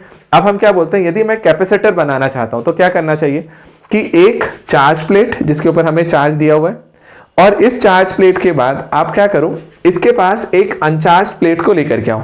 अनचार्ज मतलब जिसके ऊपर कोई चार्ज नहीं है इनिशियली, बट है कंडक्टर, एक कंडक्टिंग अनचार्ज प्लेट। तो एक कंडक्टर को जो अनचार्ज है उसे लेकर के हम इसके पास लेकर के आए, और आप जब उसके पास लेकर के आते हैं, काफी क्लोज लेके आते हैं ना, ठीक है, काफी क्लोज लाना पड़ता है बेटा ना, मतलब आप क्लोज लाएंगे तभी वो बनेगा, जब बहुत दूर पे रखेंगे तो फिर दिक्कत आएगी। सुनो ध्यान से, तो हमने बोला उसे यदि मैं क्लोज यहाँ पे लेकर के आऊं तो अब होता क्या है, ध्यान से देखना कि जब इस पे प्लस है तो हम यहाँ पर इंडक्शन इफेक्ट की बात करते हैं। आपने पढ़ा कि यदि एक सरफेस है, इसके इधर साइड प्लस है और उसके सामने यदि मैं किसी दूसरे प्लेट को लेके आऊं तो इंडक्शन इफेक्ट लगता है, और इंडक्शन इफेक्ट के कारण से क्या होता है कि यदि इधर प्लस है तो उसके अपोजिट वाला चार्ज इधर साइड डेवलप होगा, सामने जो फेस आता है, तो इसमें माइनस डेवलप हुआ। यदि यहाँ माइनस होता तो इस पे प्लस डेवलप होता है, और इसके अपोजिट साइड पे सेम चार्ज। मतलब कैसा कि सर जब मैं इसको यहाँ पे करने के लिए जाऊं तो इधर प्लस है तो सेम अपोजिट चार्ज यहाँ पर माइनस वाला डेवलप हो जाता है, ये इंडक्शन इफेक्ट है, ठीक। अच्छा, इधर माइनस आया तो इधर इसके जस्ट अपोजिट जो होता है ना बेटा, यहाँ पे कौन सा चार्ज आ रहा होगा, इधर वापस प्लस आ जाता है। लेकिन फिर हम लोग क्या करते हैं मालूम, हम लोग करते हैं इसी चीज को ग्राउंड, अर्थ से ग्राउंड कर दीजिए। आप अर्थिंग करेंगे, अर्थिंग करने से क्या हो जाता है कि ये जो सारा पॉजिटिव चार्ज है वो न्यूट्रल हो जाता है, मतलब खत्म हो जाता है। अब कई बार है ना बच्चों को ये भी कॉन्सेप्ट गलत पता होता है, क्या बच्चों को ऐसा लगता है कि सर अर्थिंग किया, अर्थ के पास क्या बेटा, अर्थ जो है ना वो इनफाइनाइट है, मतलब इनफाइनाइट समुद्र है, उसके पास कितना भी चार्ज है, तो आपको कितना भी चार्ज आप उसको दे दो या कितना भी चार्ज ले लो, उससे उसके पोटेंशियल में कोई फर्क नहीं आता। जैसे मैं सिंपल सा एक एग्जांपल दूं तो मैं बोला जैसे समुद्र देखा है तुमने, अब समुद्र के पास इनफाइनाइट वाटर है। अब यदि सपोज करो कि मैं उसमें से 100 टैंकर पानी बाहर निकाल लूं तो मैं समुद्र को नदी नहीं बोलने लग जाऊंगा, अगली बार में पता चले कि मैंने उसमें से 100 टैंकर और निकाले तो मैं उसे नाला बोलने लग गया। ऐसा है तो होता है क्या, नहीं ना, क्यों, क्योंकि समुद्र है, समुद्र के पास इनफाइनाइट है, इनफाइनाइट। भाई उसे 100 टैंकर पानी बाहर भी निकालूंगा तो मुझे फर्क पता ही नहीं चलेगा कि निकाला है, नाम तो उसका वही है ना, समुद्र। सेम चीज है कि हम यहाँ जैसे वहां पे वाटर लेवल चेंज नहीं होता, सेम चीज यहां पर हम अर्थ के केस में बोलते हैं कि अर्थ भी एक इनफाइनाइट सागर है, समुद्र है, उसके पास चार्ज है इनफाइनाइट। अब उसमें आप कितना भी चार्ज दे दो या उससे कितना भी चार्ज निकाल लो, उसके पोटेंशियल में कोई चेंज नहीं आता, ठीक है। तो सेम फंडा ये, तो हम लोग को क्या लगता है बेटा, बच्चे क्या सोचते हैं कि सर ये जो पॉजिटिव चार्ज है वो पूरा अर्थ में चला गया होगा, खत्म हो गया। नहीं बेटा, पॉजिटिव चार्ज मूवेबल आयंस नहीं है, ये इमूवेबल आयंस है। तो होता क्या है कि इलेक्ट्रॉन मूव करते हैं, तो हमने बोला अर्थ के पास इनफाइनाइट चार्ज है तो उसके पास से इलेक्ट्रॉन्स निकले। अब ये एक इलेक्ट्रॉन यहां से निकलेगा और इसे जाकर के एक प्लस से मिल गया, एक नेगेटिव वाला एक प्लस से जब मिलेगा तो वो उसको न्यूट्रल कर देगा। सेम चीज ऐसे कंटिन्यूअसली इससे बहुत सारे इलेक्ट्रॉन्स आ रहे होंगे जब तक ये पूरा का पूरा पार्ट न्यूट्रल नहीं हो जाता। क्लियर है। तो यहाँ पे जब हमें फाइनली इस चीज को बनाते हैं तो ये जो सिस्टम बनाना, इसको हम क्या बोलते हैं, इंस्ट्रूमेंट बना जो भी बोलो आप, है ना। ये जो डिवाइस बन रही है इसको हम क्या बोल रहे हैं, एक पैरेलल प्लेट कैपेसिटर, क्योंकि दो पैरेलल में प्लेट्स लगाए गए हैं, ठीक है। तो इसका जो मेन स्ट्रक्चर है वो क्या बनेगा बेटा, कुछ इस तरीके से। हमने एक फर्स्ट प्लेट लिया और इस फर्स्ट प्लेट के ऊपर हमने क्या लगा दिया, हमने प्लस दिया। इसके जस्ट अपोजिट में एक दूसरा प्लेट है जिसके ऊपर हमने क्या बोला है, माइनस, ठीक। और इस प्लेट को आप नाम दे दो बेटा, फर्स्ट वाले को n, सेकेंड वाले को n, और a मैं बोल रहा हूं, a इनका सरफेस एरिया है और d इनके बीच का सेपरेशन है, ठीक है। और अब अपन को क्या करना है, हमको निकालना है यहाँ पे क्या, देखो ये ऐसा दिखता है कैपेसिटर, और अपन को इस कैपेसिटर के लिए क्या निकालना है बेटा, इसका कैपेसिटेंस। अब देखो जब मैं इसका कैपेसिटेंस निकालने के लिए जाऊंगा, मैं सिंपल सा लॉजिक पे जा रहा हूं। मैंने अभी तुमसे एक चीज बताई थी, क्या बोला था सर, कैपेसिटेंस जब भी निकालना हो तो कौन सा फॉर्मूला लगाओगे sir, Q equals to CV, right, और C equals to Q by V, C equals to Q by V। तो लगा देना भाई, क्या लगाऊं, देखो यहाँ से, यदि मैं यहाँ से कैपेसिटेंस की वैल्यू लिखता हूं, सपोज करो कि इसके ऊपर कितना चार्ज है Q, तो मैं लिखूंगा sir Q by V। V means होता था पोटेंशियल डिफरेंस, किसके बीच का सर, एक M वाले प्लेट और एक N वाले, तो मैंने बोला VM माइनस VN। अब देखो, अब मेरा पूरा फोकस पता है किस चीज पे, मेरा पूरा फोकस है सर किसी तरीके से Vm माइनस Vn की वैल्यू निकालो, पोटेंशियल डिफरेंस निकालो, अपना काम हो जाएगा। याद करो अभी मैंने एक फॉर्मूला बताया था लास्ट वाली क्लास, सॉरी लास्ट वाली नहीं, इसी वाले में मैंने आपको बताया पोटेंशियल और इलेक्ट्रिक फील्ड के बीच का रिलेशन है sir V equals to integration of E dot dl। Integration को साइड करो, V equals to E dl, मतलब हम बोलते हैं कि यदि मैं इलेक्ट्रिक फील्ड को dl मतलब लेंथ के साथ मल्टीप्लाई कर दूं तो भी मेरे को पोटेंशियल निकल के आ जाएगा। सिंपल ये कॉन्सेप्ट मैं लगा रहा हूं यहाँ पे। तो मैंने बोला Vm माइनस Vn चाहिए था इनके बीच का, तो देखो बेटा मैं यहां से कैलकुलेट करता हूं Vm माइनस Vn। तो देखो मैंने बोला Vm माइनस Vn कैसे होगा, electric field E into D के बराबर। तो यहां कर जो एयर है E, उसको E एयर लिखा, एयर मतलब इसके बीच का मीडियम कैसा है, एयर वाला, तो E एयर, तो E air into length, length आता है, लेंथ कौन सा होगा बेटा, दोनों प्लेट्स के बीच का सेपरेशन है, वो कितना है, स्मॉल डी, ये गिवन है आपको, ये आ गया। अब सोचिए बेटा E एयर की वैल्यू क्या होगी, याद करो पढ़ा था, दो प्लेट्स है, एक प्लस और एक माइनस वाली, अरे अपन ने इफेक्ट देखा था दो पैरेलल प्लेट्स के कारण से गॉस थ्योरम का एप्लीकेशन था, राइट। तो वहां पर हमने पास दोनों प्लस वाले होते थे, यहाँ पे एक प्लस है और एक माइनस। तो सोचो बेटा एक चीज, इस प्लस के कारण से इलेक्ट्रिक फील्ड इधर बाहर निकलेगी, हमने पढ़ा है ना, ई एम बोल दें यदि, राइट। अरे बोलते हैं ना प्लस चार्ज है तो प्लस से हमेशा फील्ड लाइंस बाहर निकलती है, तो वही इधर निकली, और नेगेटिव में फील्ड लाइंस एंटर होती हैं। तो ये जो दूसरे वाले का इफेक्ट है उसके कारण से इलेक्ट्रिक फील्ड लाइंस उसकी की तरफ एंटर हो रही होंगी, क्योंकि नेगेटिव में एंटर हो रही है। मतलब टोटल इलेक्ट्रिक फील्ड कब मिलेगा, जब हम EM प्लस EN करेंगे, और EM प्लस EN मतलब ओवरऑल टोटल जो रिजल्ट निकल के आता है वो कितना निकल के आता है, याद है, sigma A plus sigma B by 2 epsilon not. और क्योंकि दोनों की वैल्यू सिग्मा की वैल्यू सेम लेते हैं न्यूमेरिकल वैल्यू में, तो हम क्या बोलेंगे 2 सिग्मा बाय 2 एप्सिलॉन नॉट, 2 का इफेक्ट कैंसिल, तो सिग्मा बाय एप्सिलॉन नॉट आप डायरेक्ट अप्लाई करें, ठीक है। तो बेटा एयर में जब मैं इलेक्ट्रिक फील्ड इंटेंसिटी की वैल्यू बोलता हूं तो मैं बोलूंगा यहां से sigma by epsilon not into D, आ गया।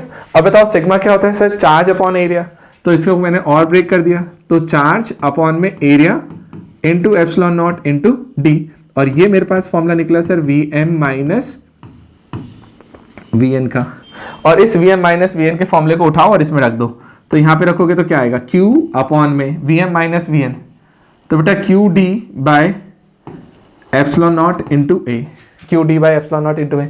सर Q से Q का इफेक्ट हटाओ, इसको ऊपर ले जाओ, epsilon naught A by D, epsilon naught A by D, Q और Q का इफेक्ट कैंसिल।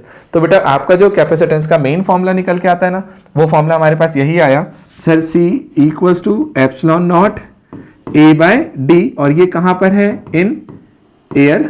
और यदि हम किसी मीडियम में बात करते हैं तो बेटा क्या चेंज आ जाता है बताओ, एप्सिलॉन नॉट की जगह epsilon not into epsilon R, और एप्सिलॉन आर क्या है, डाइलेक्ट्रिक कांस्टेंट, ठीक है। तो आप सिंपल सा यदि मीडियम में बात करेंगे, किसी मीडियम में CM लिखता हूं, तो epsilon not into epsilon R A by D, epsilon R dielectric constant है in any medium,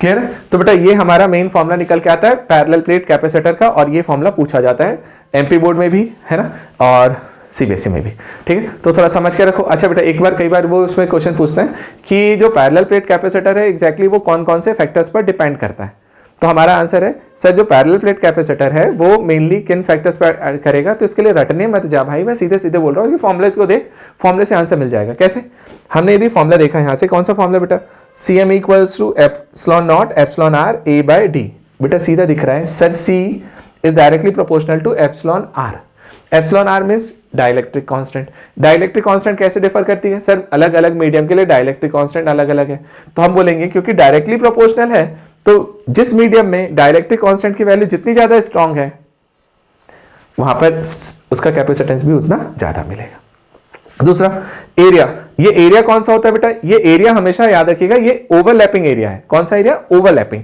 overlapping area कौन सा होता है बेटा, ओवरलैपिंग एरिया हमारा होता है यहां से कि जैसे ये दोनों है, अब बेटा जितना इस पे प्लस है इसके जस्ट सामने सेम फेस को रखूं तो ये उसके सामने आएगा तो पूरा का पूरा उसके ऊपर माइनस आ जाएगा, है ना, कंडक्टर है इसलिए। अच्छा ये ओवरलैपिंग एरिया ऐसा। अब सुनो, यदि यहीं पर यदि मैं बोलता हूं कि एक प्लेट ऐसा है इसके ऊपर प्लस है और दूसरे प्लेट को मैं ऐसे लेके जाऊं, तो बताओ इन दोनों का ओवरलैपिंग एरिया कितना आएगा, सिर्फ ये इतना वाला पार्ट जो कॉमन दिख रहा है बीच में।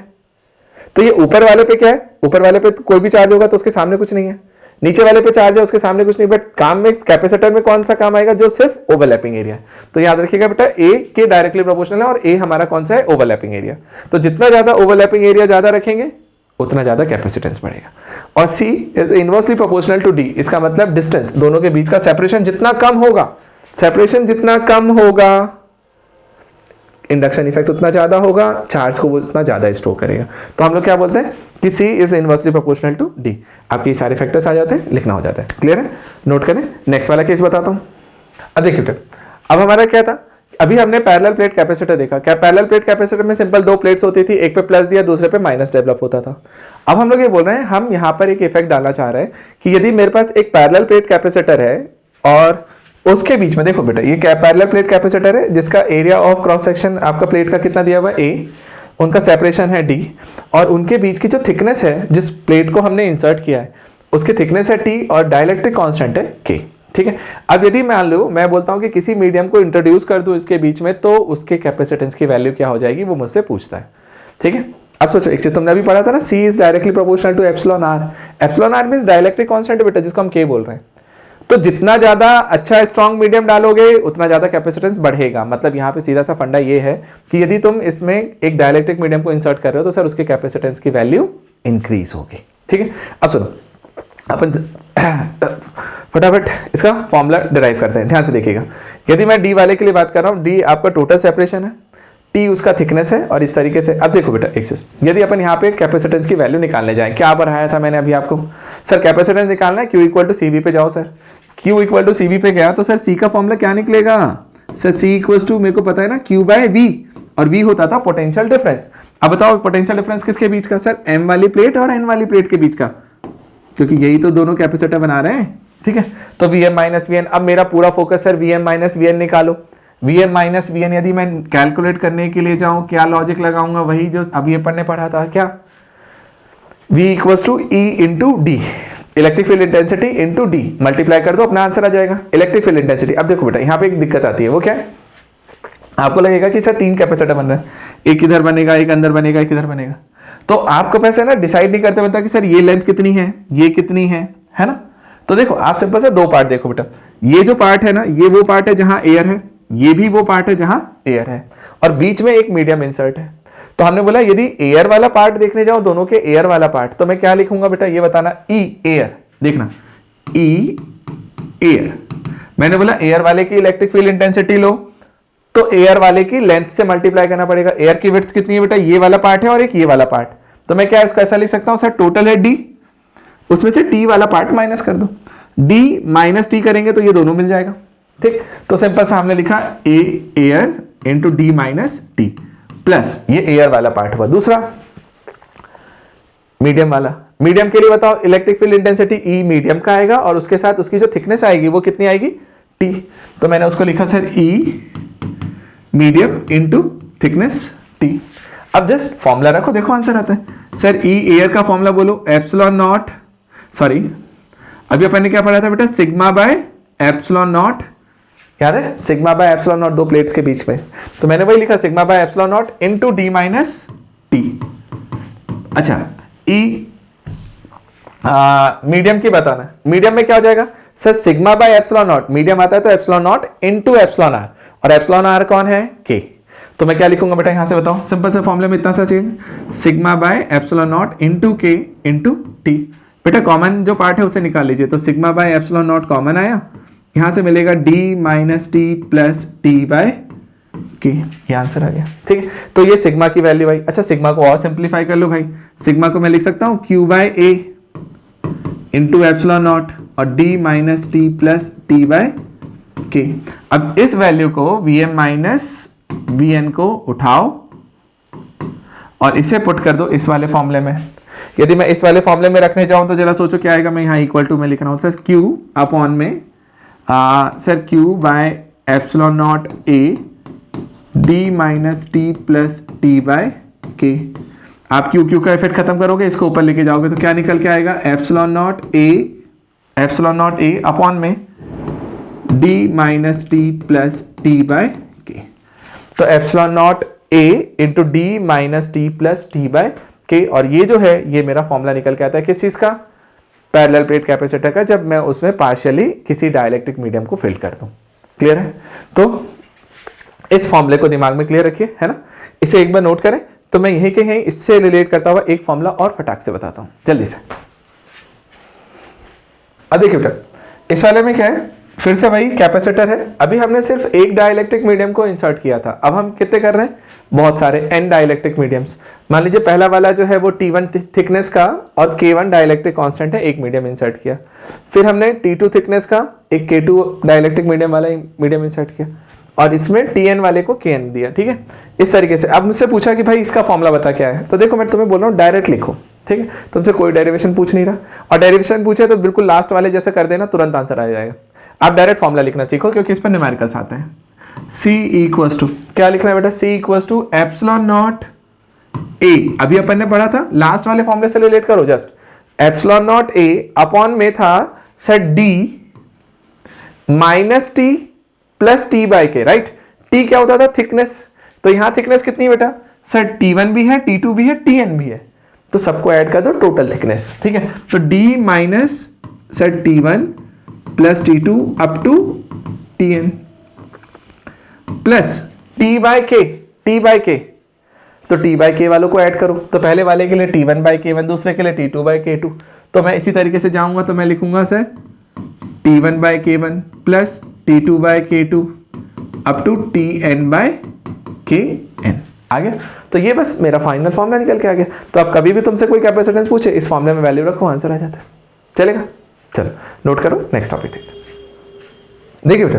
अगला टॉपिक है हमारा कॉम्बिनेशन ऑफ कैपेसिटेंस, और उसमें दो केसेस आते हैं, एक सीरीज कॉम्बिनेशन और एक पैरेलल कॉम्बिनेशन, जिसके डेरिवेशंस पूछे जाते हैं। फिर एक तीसरा आता है मिक्स्ड कॉम्बिनेशंस, है ना, जहां पे हम दोनों को लगाते हैं। अब यहाँ पे ध्यान से समझना, इन दोनों डेरिवेशंस में से एमपी बोर्ड में स्पेशली एक डेरिवेशन पूछा जाता है, हमेशा ज्यादातर देखा गया है ना। तो इंपॉर्टेंट है, तो ध्यान से समझ के रखना बेटा, और बहुत आसान भी है, कुछ भी दिक्कत नहीं है, ध्यान से समझो। सर सीरीज कॉम्बिनेशन किसको बोलते हैं, तो मैं सिंपल सा बोलता हूँ, सीरीज कॉम्बिनेशन का मतलब होता है, अच्छा सबसे पहली चीज तो कॉम्बिनेशन का यूज क्यों कर रहे हैं। तो ध्यान से देखो, यदि सपोज करो कि मेरे पास 10 माइक्रोफेरेड के दो कैपेसिटर रखे हुए हैं। अब 10 माइक्रोफेरेड के दो कैपेसिटर मेरे पास रखे हुए हैं, और मुझे बनाना कितना है, मैं जहां पे भी इलेक्ट्रिकल सर्किट बना रहा हूं, मुझे सर 20 माइक्रोफेरेड के एक कैपेसिटर की जरूरत पड़ी, या फिर 5 माइक्रोफेरेड के एक कैपेसिटर की जरूरत पड़ी। अब मेरे पास क्या है कि सर यदि मान लो मेरे को 5 की जरूरत पड़ी या 20 की जरूरत पड़ी, तो मैं क्या करूंगा, कैसे निकालूंगा आंसर। तो मैंने ये बोला, जो तरीका हमारे पास ये है, ऑप्शन हमारे पास दो बचते हैं, या तो मैं एक जाऊं और 20 माइक्रोफेरेड या 5 माइक्रोफेरेड जो भी चाहिए मुझे, मैं उसका मार्केट से एक कैपेसिटर खरीद के लाऊं और उसे लगा दूं। सोचो, यदि मान लो मैं 20 माइक्रोफेरेड का कैपेसिटर लेकर के आ गया, लगा दिया, तो मेरा एक कैपेसिटर से मेरा काम पूरा हो गया। लेकिन याद करो, क्योंकि हम इंडियंस हैं, और हम इंडियंस का एक खास बात है, हमारे अंदर एक क्वालिटी होती है, पता है क्या, कि कभी भी कोई चीज आ जाए तो हम एकदम से खरीदने नहीं जाते। हम बोलते हैं कि यार अपने पास यदि कोई चीज है उससे कुछ जुगाड़ हो जाए तो बहुत बेहतर है। तो सबसे पहली चीज मेरे दिमाग में क्या आएगी, सर 10 माइक्रोफेरेड के सर दो कैपेसिटर हैं। अब दो कैपेसिटर यदि मेरे पास है, तो क्या किसी तरीके से मैं इसे अरेंज कर लूं कि एक पर्टिकुलर वे में मैं उसे अरेंज कर दूं, और मैं बोलूं कि भाई अरेंज किया और वो मेरे लिए 20 माइक्रोफेरेड के बराबर हो गया, या वो मेरे लिए 5 माइक्रोफेरेड के बराबर हो गया। तो हम लोग है ना उस जुगाड़ मेथड पे जाते हैं, राइट। तो हम लोग ये बोलते हैं कि ये जो कॉम्बिनेशन है ना, एग्जैक्टली वही है कि आपको जितने की चाहिए, और आपके पास यदि 10-10 के दो रखे हुए हैं, तो उसको किस तरीके से अरेंज करूं कि वो 20 बन जाए, उसको किस तरीके से अरेंज करूं कि वो 10 बन जाए। अच्छा सोचो बेटा, मान लो मैंने बना भी लिया कि मैंने दो कैपेसिटर को कनेक्ट किया किसी तरीके से, और मैंने बोला कि यार ये 20 के बराबर आ गए। तो सोचो, या तो मैं वो दो कैपेसिटर लगा दूं उस अरेंजमेंट के साथ, या तो मैं वो दो कैपेसिटर लगा दूं, या उसकी जगह पर एक 20 माइक्रोफेरेड का लगा दूं। दोनों आपस में कैसे हैं, इक्विवेलेंट। इक्विवेलेंट बोलने का मतलब है बराबर। या तो दो लगा दो सर, या उन दोनों की जगह पर कोई एक लगा दो, बट उस एक जो है वो दोनों के इक्वल होना चाहिए, है ना। तो ध्यान से सुनिएगा, यहां पर इक्विवेलेंट कैपेसिटेंस का कॉन्सेप्ट आता है कि इक्विवेलेंट कैपेसिटेंस क्या है। ठीक है, तो अब मैं अब निकालता हूं और समझाता भी हूं। ध्यान से देखें, पहला कॉम्बिनेशन है हमारा सीरीज कॉम्बिनेशन। सीरीज कॉम्बिनेशन का मतलब ये है, सबको पता है क्योंकि 12th वाले हो और मैं रिवीजन करवा रहा हूं, ये मान के चल रहा हूं। तो सीरीज कॉम्बिनेशन में क्या है पता है, कि जहां पर एक कैपेसिटर खत्म हो वहां से दूसरा वाला कनेक्ट हो जाए, तो हम उसको क्या बोलते हैं, सीरीज कॉम्बिनेशन। तो यहां पे देखिए बेटा, हमने यहां से बोला कि यहां से मान लीजिए एक प्लेट कनेक्टेड है, ये C1 कैपेसिटर, ये जहां एंड हो रहा है उससे मैंने C2 कनेक्ट किया और ये B पॉइंट है। अब तुमसे कोई पूछेगा कि सर CAB की वैल्यू बताओ, CAB। अब CAB मीन्स क्या sir, equivalent capacitance across the point A and B आपको कैलकुलेट करके बताना है। तो सुनो, A और B के बीच में जब तुम इक्विवेलेंट कैपेसिटेंस कैलकुलेट करने के लिए जाओगे ना, तो कैसे करोगे बेटा बताओ। तो उसका तरीका यह है कि या तो मैं सर ये दोनों को लगा के रखूं या दोनों को हटा दूं। ध्यान से समझना बेटा, इन दोनों को हटा दूं और एक ऐसा कैपेसिटर लगाऊं जो दोनों के बराबर हो जाए। जैसे सपोज करूं कि मैंने बोला कि ये भी 10 का था, ये भी 10 का था, और मैंने बोला मेरे को 5 माइक्रोफेरेड चाहिए, तो मैं बोलूंगा या तो ये दो को ऐसे लगा दो या कोई 5 माइक्रोफेरेड वाला एक लगा दे, तो दोनों इक्विवेलेंट है। तो सेम चीज मैं बोलता हूं, इन दोनों को यदि मैं हटाऊं और इन दोनों को हटा करके मैं किसी एक कैपेसिटर से रिप्लेस करूं, तो उसको मैं CAB बोल रहा हूं कि सर A और B पॉइंट के बीच का ये इक्विवेलेंट कैपेसिटेंस हो गया, ये इक्विवेलेंट कैपेसिटेंस हो गया कि या तो ये लगा लो भाई या तो ये दोनों लगा दो। क्लियर है? तो ये इक्विवेलेंट कैपेसिटेंस का फॉर्मूला निकल के आता है CAB। समझ में आया? अब सुनो, आपको जब भी वो बोलेगा ना कि A और B पॉइंट के बीच में इक्विवेलेंट कैपेसिटेंस निकालना है, तो दिमाग में एक चीज क्लियर रखना, वो बताता नहीं है आपको। देखो सिंपल, दो कैपेसिटर लगाए, आप सोचो एक चीज, एक कैपेसिटर खरीद के लाया, एक वायर से कनेक्ट किया, दूसरे को कनेक्ट किया और हवा में लेकर के घूमते रहो, यार किसी काम का नहीं है वो। तब तक वो काम का नहीं है जब तक तुम उसको कोई वोल्टेज सप्लाई नहीं देते, जब तक तुम उसको किसी सोर्स से कनेक्ट नहीं करते, जब तक उसमें से चार्ज फ्लो नहीं होगा। तो उस सिंगल वाले कैपेसिटर को लेकर के घूमने से क्या सेंस है भाई? कोई सेंस नहीं। तो दिमाग में एक चीज क्लियर रखें कि आपको जिस भी दो पॉइंट के अक्रॉस, A और B पॉइंट के अक्रॉस, वो आपसे इक्विवेलेंट कैपेसिटेंस पूछता है, तो दिमाग में क्लियर रखना भाई कि A और B के बीच में पक्के में कोई ना कोई सोर्स लगा हुआ है, और वो सोर्स कौन है? Voltage source. अदरवाइज उसको लगाने का कोई सेंस नहीं है। तो जब हम इसको सॉल्व करने के लिए जाएं, तो अपना दिमाग क्लियर यूज कीजिए कि हमने A और B के बीच में जाकर के एक बैटरी कनेक्ट कर दी कि होगी, और इसको हमने V वोल्ट से बोल दिया। अच्छा, क्योंकि प्रॉब्लम में गिवन नहीं है तो आंसर V में आएगा नहीं, तो हम V को हम बाद में एलिमिनेट कर देंगे। देखो कैसे करते हैं। तो हमने बोला V आया। अब सुनिए, हमने बोला जैसे ये पेन वोल्टेज सोर्स लगाएंगे सर, यहां से कुछ चार्ज फ्लो होना स्टार्ट होगा। देखो बेटा, जब आप रेजिस्टेंस की बात करते हो तो करंट को फ्लो करवाते हो, यहां पर चार्ज फ्लो होगा। तो मैंने बोला यहां से मैंने Q चार्ज को फ्लो करवाया, तो Q चार्ज आया। अब देखो सीरीज कॉम्बिनेशन है बेटा, एक चीज ध्यान रखिएगा, सीरीज में सिंपल एक ही वायर है, तो जो भी आप Q चार्ज देंगे वही चार्ज C1 में से भी जाएगा, वही C2 में भी। तो याद रखना बेटा, जब हम सीरीज कॉम्बिनेशन की बात करते हैं तो उस कंडीशन में बहुत इंपॉर्टेंट वाला पार्ट कि चार्ज जो है वो क्या है? कांस्टेंट। देखिए बेटा, जब आप न्यूमेरिकल वगैरह को सॉल्व करने जाते हैं ना, तो बहुत अच्छा रोल प्ले करता है ये। मतलब ये सब कॉन्सेप्ट लगा करके ही आप न्यूमेरिकल्स को सॉल्व कर पा रहे हो, बट अभी अपन करवा नहीं सकते ना, है ना, डेरिवेशन वाले पार्ट में। तो देखिए बेटा, चार्ज जो है वो कांस्टेंट है। अच्छा, चार्ज कांस्टेंट है तो सर वोल्टेज जो है वो यहां पर डिवाइड होता है। एक चीज कांस्टेंट है तो दूसरी चीज डिवाइड हो रही है, तो चार्ज कांस्टेंट है सर और वोल्टेज डिवाइड हो रहा है। और वोल्टेज डिवाइड हो रहा है तो कितना डिवाइड हुआ होगा बेटा बताओ? मैंने बोला मान लीजिए इसके ऊपर फर्स्ट वाले पे कितना वोल्टेज आया? V1, सेकंड वाले पे कितना वोल्टेज आया? V2। ठीक है, तो पहले का वोल्टेज V1, दूसरे का V2। ठीक है, अब जरा देखो फॉर्मूला बनाता हूं, ध्यान से देखो। इन दोनों से ध्यान से देखना, इन दोनों कैपेसिटर को हटा करके आपने एक कैपेसिटर लगाया CAB। तो देखो V वोल्ट इसके साथ लगा था, तो सर इसके साथ भी तो V वोल्ट का बैटरी लगा ही होगा, उसको थोड़ी चेंज किया और यहां से भी चार्ज कितना निकल रहा है? वही Q निकल रहा है। बट अब ये सिर्फ एक अकेले में से जा रहा है CAB में, और ये दोनों में से जा रहा है। क्लियर है? और ये दोनों आपस में कैसे हैं? इक्विवेलेंट। तो देखो बेटा, मैं ऐसे एरो बना सकता हूं कि इससे उस पे जा सकते हो, उससे इस पे जा सकते हो, दोनों में कोई चेंज नहीं है, दोनों सिमिलर है। अब सुनो, आपको करना है कैलकुलेशन। अब देखो, जब मैं कैलकुलेशन करने के लिए जाऊं तो जरा सोचो, फर्स्ट वाले कैपेसिटर C1 की बात करता हूं, Q equal to CV equation बताया था, मैंने बोला था बहुत काम का है। आप Q equal to CV apply करो बेटा फर्स्ट वाले पे। मुझे बताओ फर्स्ट वाले कैपेसिटर में कितना चार्ज फ्लो हो रहा है? सर Q है ना, क्योंकि सेम है, कांस्टेंट है, तो कैपिटल Q चार्ज से फ्लो हो रहा है, तो मैंने बोला Q इक्वल टू CV। तो फर्स्ट वाले का C कितना है? C1। V मीन्स उसका वोल्टेज V1, तो Q equal to C1 V1। अब बेटा यहां से आप है ना V1 की वैल्यू निकाल लो, तो V1 की वैल्यू क्या निकल के आएगी सर? Q by C1। और Q बाय C1 यदि मैंने यहां से लिख दिया तो मेरे पास V1 की वैल्यू आ गई। सेम चीज अप्लाई करो सर C2 में। C2 में कितना चार्ज फ्लो रहा है सर? वही Q चार्ज, तो मैंने बोला Q इक्वल्स टू C2, उसका कैपेसिटेंस, उसका वोल्टेज V2, दोनों से लिखेंगे तो सर V2 की वैल्यू कितनी आएगी? Q by C2। आपका सेकेंड वाला पार्ट भी आ गया। इसी चीज को थर्ड वाले पे लगाओ CAB में, तो सर कितना चार्ज फ्लो रहा है CAB से? Q। कैपेसिटेंस की वैल्यू क्या है सर? CAB, और वोल्टेज कितना आ रहा है? उस पे भी V। तो यहां से यदि तुम v को कैलकुलेट करोगे तो v का फॉर्मूला आएगा q by C A B. अब सुनो मेरी बात, जैसे ही तुमने ये तीनों चीजें निकाल ली, अब अपने को क्या करना मालूम, सिंपल सा, हमने बोला था कि चार्ज कांस्टेंट है, वोल्टेज डिवाइड होगा, तो V1 V2 V निकाला। अब सोचो एक चीज, ये जो भी V वोल्टेज है इसी का कुछ पार्ट V1 होगा, कुछ V2, तो V1 प्लस V2 करूंगा तो वो V के इक्वल आएगा। तो बस ये लॉजिक लगाओ, आंसर आ गया।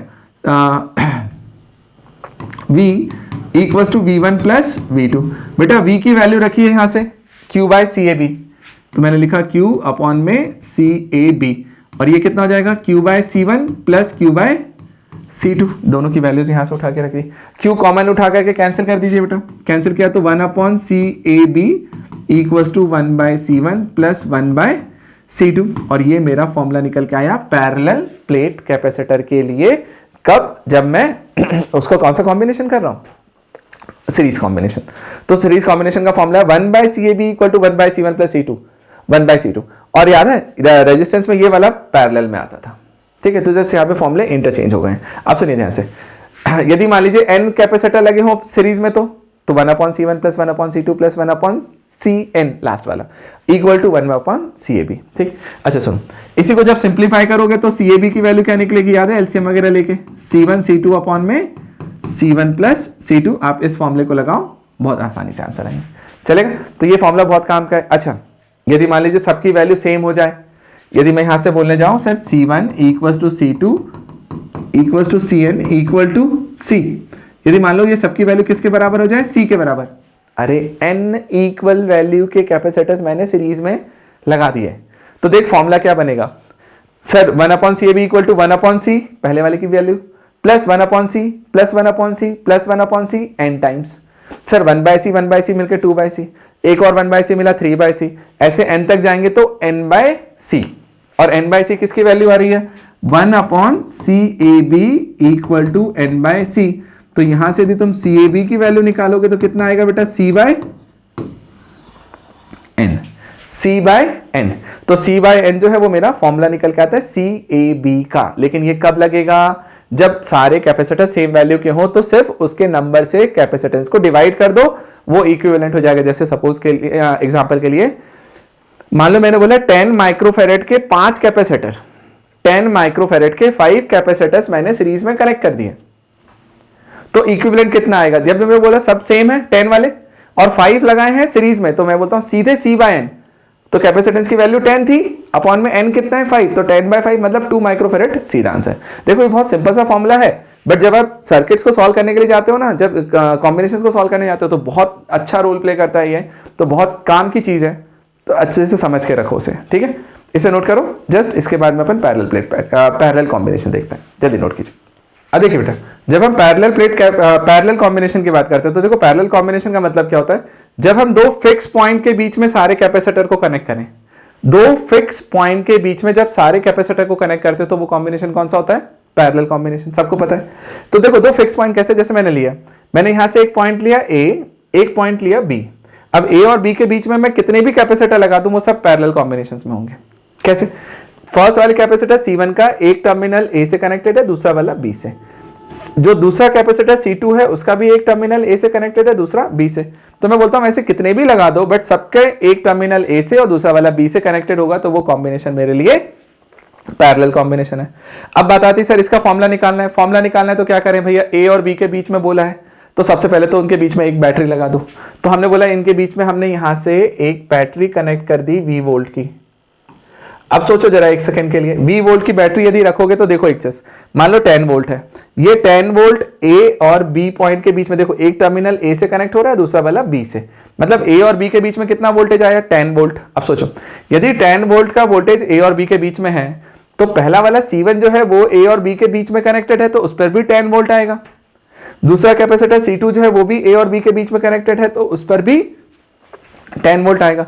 तो इस कॉम्बिनेशन में एक चीज का ध्यान रखना बेटा, कि जब हम पैरेलल कॉम्बिनेशन की बात करने जाते हैं, तो वहां पर वोल्टेज की वैल्यू जो है ना, वो कैसी हो जाती है, कांस्टेंट। जैसे अपन ने अभी देखा था, तो सीरीज कॉम्बिनेशन में चार्ज कांस्टेंट था, वोल्टेज डिवाइड होता था। अब यहां पर वोल्टेज कांस्टेंट है। अब सुनो चार्ज के बारे में, यहां से जो भी चार्ज निकलेगा वो Q चार्ज यहां पहुंचा, जैसे इस पॉइंट पे पहुंचा सर, उसको दो रास्ते दिख रहे हैं, या तो ऊपर जाएगा नीचे, तो ऊपर का कैपेसिटेंस अलग है तो कुछ चार्ज उधर चला गया होगा, कुछ चार्ज Q2 सेकेंड में आ गया उसके कैपेसिटेंस के अकॉर्डिंग, तो क्या हुआ, चार्ज डिवाइड हो गया। जो Q चार्ज है वही Q1 और Q2 में डिवाइड हुआ, तो Q equals to Q1 plus Q2। तो मैंने बोला सर इक्वेशन यदि मैं लिखने के लिए जाऊं तो सर यहां पर जो चार्ज की वैल्यू है सर वो मेरे लिए डिवाइड होगी, तो चार्ज की वैल्यू यदि डिवाइड करता हूं तो मैं क्या बोल रहा हूँ sir, Q equals to Q1 plus Q2 हो गया। अब देखो जैसे मैंने Q equals to Q1 plus Q2 लिखा, अब अपन लिखने की वैल्यू देखते हैं। अब सुनो, ये जो दोनों कैपेसिटर है उन दोनों को हटाओगे और एक इक्विवेलेंट कैपेसिटेंस लगाओगे, तो मैंने वही किया, A और B के बीच में एक CAB लगा दिया इक्विवेलेंट, तो उसके पास भी तो वोल्टेज उतना ही है सर V वोल्ट का जो यहाँ पे था, चार्ज उतना ही जा रहा है Q, कंपेयर करूंगा तो इक्वेशन क्या बनेगी sir, Q equal to CAB into V, Q equal to CAB। ठीक, तो देखो इसके लिए यदि इक्वेशन अप्लाई करें तो ये बनेगा, इसी इक्वेशन को अप्लाई करो फर्स्ट वाले में, बताओ मुझे फर्स्ट वाले में Q इक्वल टू CAB लगाएं तो Q कितना है फर्स्ट के लिए, Q1 CV, तो उसका कैपेसिटेंस C1, और वोल्टेज कितना होगा सर, ये जो V वोल्ट है वही तो C1 पे भी गया है वही C2 पे भी, तो वोल्टेज की जगह V, तो Q1 इक्वल टू C1V। दूसरे पर लगाओ, दूसरे वाले पे भी चार्ज कितना जा रहा है Q2, कैपेसिटेंस की value C2 into voltage V same है सर, इन तीनों की वैल्यू को उठाओ और वहां पे रख दो, रखो जरा, Q इक्वल टू CAB है तो मैंने लिखा CAB इंटू V, Q1 कितना है C1V, Q2 कितना है C2V, तो C1V प्लस C2V, V को कॉमन लेके कैंसिल करो, CAB का फॉर्मूला निकल के आएगा C1 प्लस C2 आ गया, तो CAB equal to C1 plus C2, ये मेरा कॉम्बिनेशन का फॉर्मूला होता है, कहां, जब हम पैरेलल में कनेक्ट करते हैं। तो याद करना बेटा यही चीज रेजिस्टेंस में सीरीज में आती है, ठीक है। तो C equal to C1 plus C2, N लगा दूंगा तो C1 plus C2 up to Cn, ठीक है, और सबकी वैल्यू सेम कर दूंगा तो C प्लस C मतलब NC, ठीक है। तो ये सारे अपने केसेस हो जाते हैं, दोनों डेरिवेशन ध्यान से समझ के रखो बेटा क्योंकि पूछे जाते हैं, ठीक है, जल्दी नोट करो, नेक्स्ट टॉपिक देखते हैं।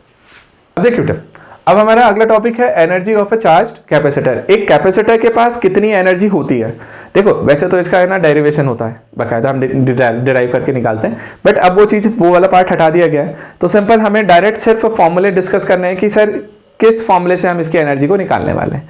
तो सिंपल मैं वो फॉर्मूला आपको एक्सप्लेन कर रहा हूं, और 3 फॉर्मूले हैं, तीनों को जरा अच्छे से समझना, और मैं वहां पे कंडीशन बताऊंगा कि एग्जैक्टली हमें कब कौन सा फॉर्मूला लगाना चाहिए और किससे हमारा आंसर ज्यादा इजीली आएगा। जैसे देखो मैंने बोला एक कैपेसिटर है जिसका कैपेसिटेंस C है। अब एक फॉर्मूला याद रखिए बेटा, यहाँ पर जो एनर्जी है उस एनर्जी को हम U से डिनोट कर रहे हैं, और U का फॉर्मूला है हाफ CV²। एक फॉर्मूला आप याद रख लीजिए, U equal to half CV², half CV²। C क्या, capacitance of a parallel plate capacitor, और V मतलब उसका पोटेंशियल है, तो हाफ CV² मेरा फॉर्मूला निकल के आ गया। अब देखो ये मेरा एक फर्स्ट फॉर्मूला निकला, इसी से मैं दूसरा बनाता हूं, ध्यान से देखो कैसे बेटा, इसी U को मैं ऐसा लिख सकता हूं, हाफ CV² को लिखो V इंटू V, और बेटा ये फॉर्मूला मेरे के लिए क्या बनेगा, half Q equal to CV होता है, तो C इंटू V को मैं Q लिख सकता हूं, और यहां से V, तो U equal to half Q into V चलेगा, तो U इक्वल टू